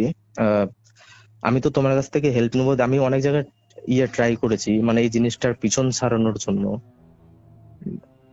তুমি বিশ্বাস করবে না, এখন আমার একটা ছেলে আছে 3 বছরের, সরি ক্ষমা চাইবো, 3 বছর পুরো হয়নি, একটু ছোট আছে, 3 বছর এখনো হয়নি। আমি করতে পারছি না যে আমি ওকে কি করবো। আমার এদিকে ক্যান্সার, আমার 3rd স্টেজ চলছে, এদিকে আমার ওয়াইফের মাঝের মধ্যে প্রবলেম চলছে, মানে মাঝের মধ্যে সেম হয়ে যায়, আর এইদিকে তো মা তো মাঝের মধ্যে যখন বাড়িতে পুজো পাঠ চালু করি, মা এদিক ওদিক হয়ে যায়। আমি বিশ্বাস করবে না আমি কি পরিস্থিতি এখন দাঁড়িয়ে আছি। আর এখানে আমি তোমাকে, কেউ যদি বিশ্বাস যদি না করে না, কেউ যদি বলে না এরকম কিছু হয়নি, এরকম কিছু হয় না, কেউ যদি এরকম বলে না, তুমি ওদেরকে খালি বলো যে একদিন আমার বাড়িতে থেকে যাক, আমি ওর গোয়া আসার খরচ থেকে শুরু, আমি সবকিছু করবো, একটা রাত আমার বাড়িতে খালি এসে থেকে যাক। ও যদি এসে থেকে যেতে পারে, আর তারপর যদি বলে এটা আমার মনের ভুল, আমি মনে করবো আমি নিজে মেন্টাল, আমি পাগল। ওকে, কিছু মনে করো না, এই কথাটা বললাম, আমি সমস্ত দর্শক বন্ধুর কাছ থেকে ক্ষমা চাইছি। ওকে, তো যাই হোক, এবার ডেটটা তুমি মনে রাখবে, 2023 সাল পড়ে গেছে, ঠিক আছে? 2023 সাল কিন্তু পড়ে গেছে। এইবার আমাদের বাড়ির একটা পার্টি ঠিক হয় কোন রকম ভাবে। এবার আমার 10-12 লাখের বাড়ি, সেখানে আমার বিক্রি হয় 75,000 টাকায়। আর এইদিকে কিন্তু আমার মাত্র 75,000 টাকায় আজকের দিনে 2023 সালে। আর ওইদিকে আমার যে মাসির শাশুড়ি আছে না, উনার হাজবেন্ড ব্যাঙ্গালোরে থাকেন, ঠিক আছে, চেন্নাই ব্যাঙ্গালোর। ওকে, তো উনি বলেন তো তুই আমার এখানে চলে আয়। সেই সময় আমি কিন্তু কাজটা সবই কিছু ছেড়ে দিয়েছি, আমার দ্বারা তখন কাজ করা সম্ভব হয় না, আমি এতটা শরীর খারাপ, পুরো বডি হোয়াইট হয়ে গেছে, আমি উঠে দাঁড়াতে গেলে আমাকে একজন সাহায্য লাগতো সেই সময়। আর মানে সত্যি কথা বলতে কি বলতো, মানে আমার পটের সঙ্গে না ব্লাড যেত, মানে সম্পূর্ণ চোখ একদম পুরো লাল হয়ে গেছিল, মনে হতো আমাকে দেখি মনে হতো এ যাবে, সবাই এটাই ধরে নিয়েছিল। এবার ওখান থেকে তো আমাকে বের করতে হবে, আমাকে জায়গা জমি বিক্রি টিক্রি করে আমাকে ট্রিটমেন্ট করিয়েছে, বাড়িতে যা জমি ছিল সেটা বিক্রি করে আমাকে একটু ট্রিটমেন্টে করিয়েছে।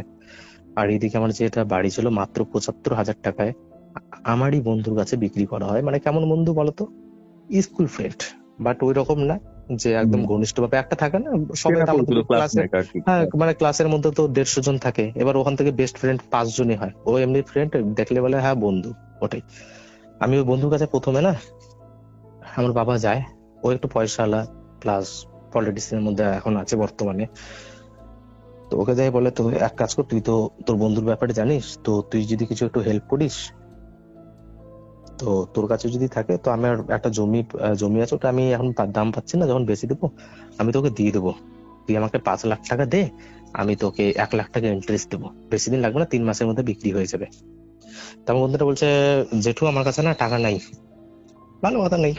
তখন আমার বাবা কি বলে জানো, বলছে এক কাজ কর, আমি আমার জমিটা বিক্রি করে দিব, তাহলে কম দাম নিব, আর বাড়িটাও বিক্রি করব। শুনবা কিন্তু। তার বন্ধু বলে কি, ঠিক আছে, আমার একজন পরিচিত আছে, আমি তাহলে ওকে নিয়ে যাব। পরবর্তীকালে আমার সেই বন্ধুটাই নাই। একটা বাড়ির যেই জায়গায় বসতি বাড়ি দাদা, সেই বাড়িটা যদি সই করে না, মানে বিক্রি হয়ে যাচ্ছে, চোখের জল তুমি থামিয়ে রাখতে পারবা না। আমার সঙ্গে এই জিনিসটাও গেছে, কিন্তু কি করবো, আমি বাধ্য। সেই সময় আমার ছেলের বয়স ছিল মাত্র 3 মাস 10 দিন, ঠিক আছে। আর আমাকে যিনি বাড়িতে বিক্রি করার পিছনে কারণ ছিল, আমার এইদিকে তো আমার ট্রিটমেন্ট প্লাস বাড়ির মধ্যে এরকম অশান্তি।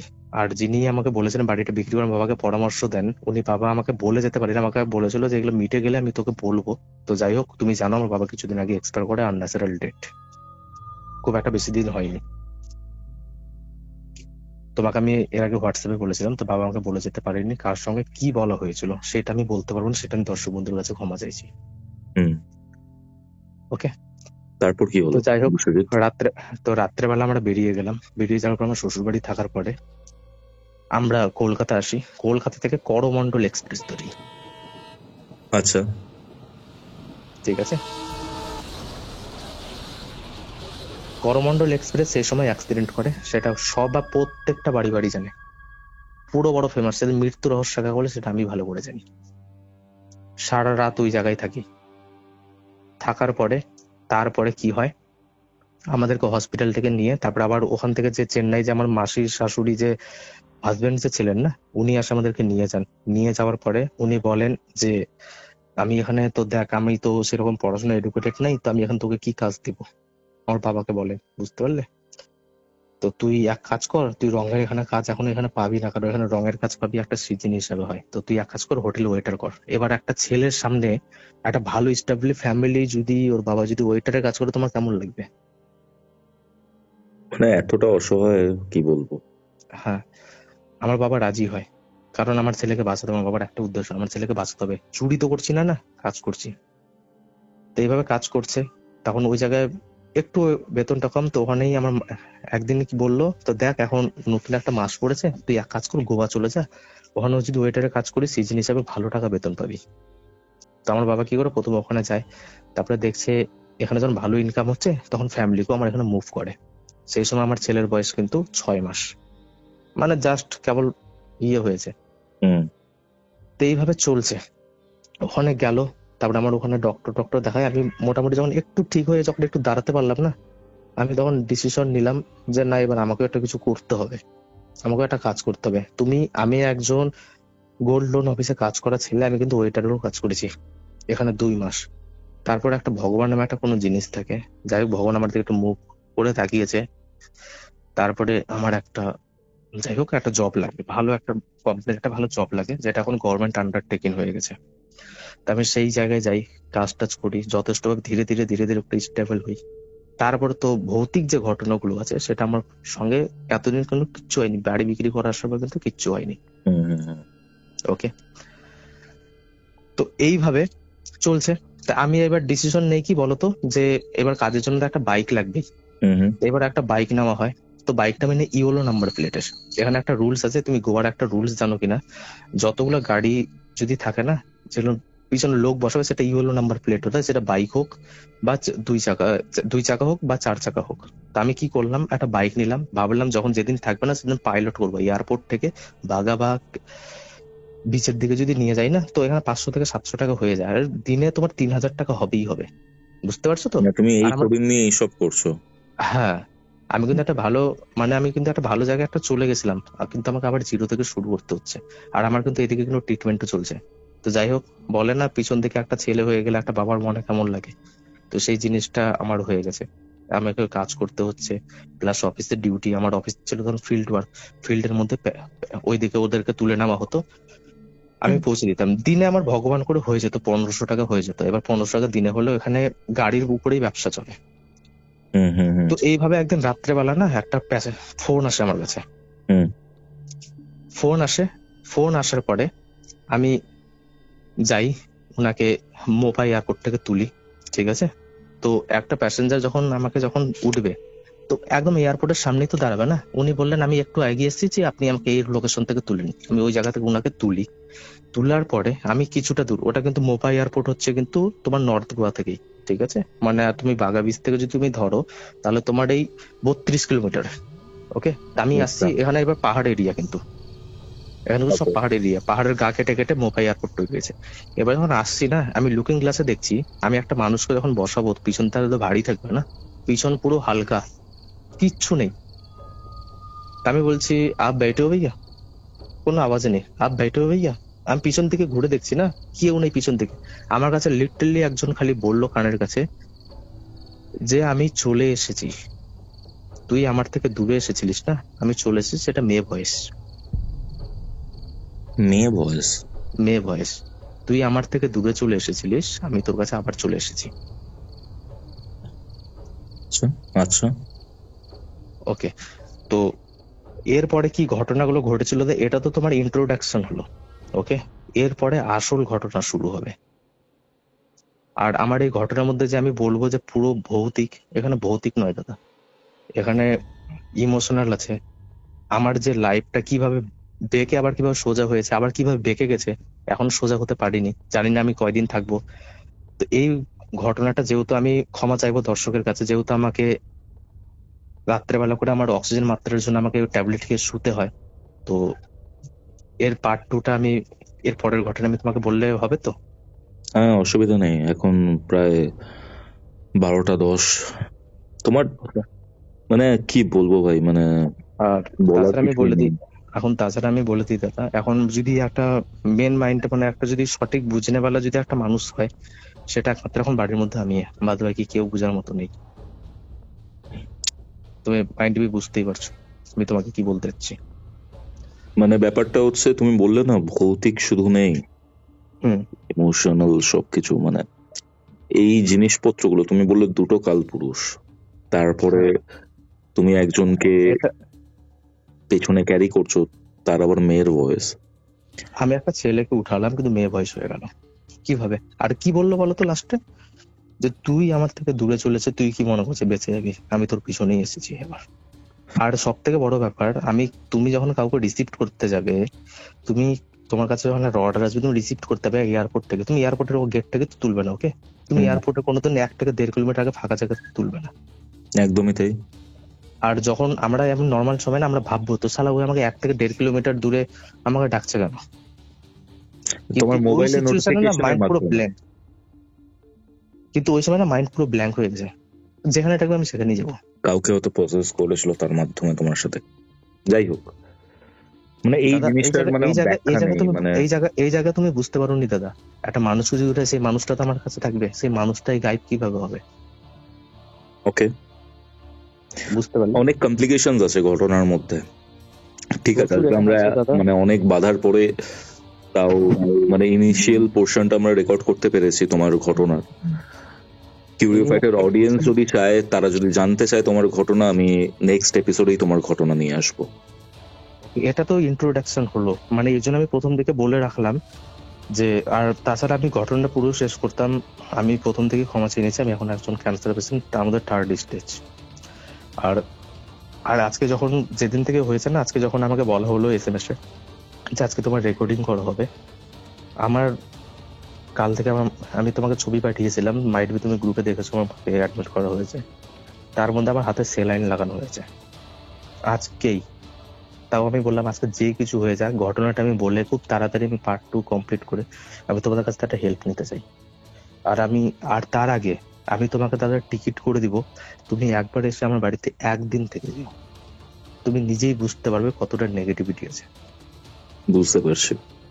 আর আর দাদা আমি তোমাকে একটা কথা বলি, এখানে একটা ছোট্ট কথা বলি।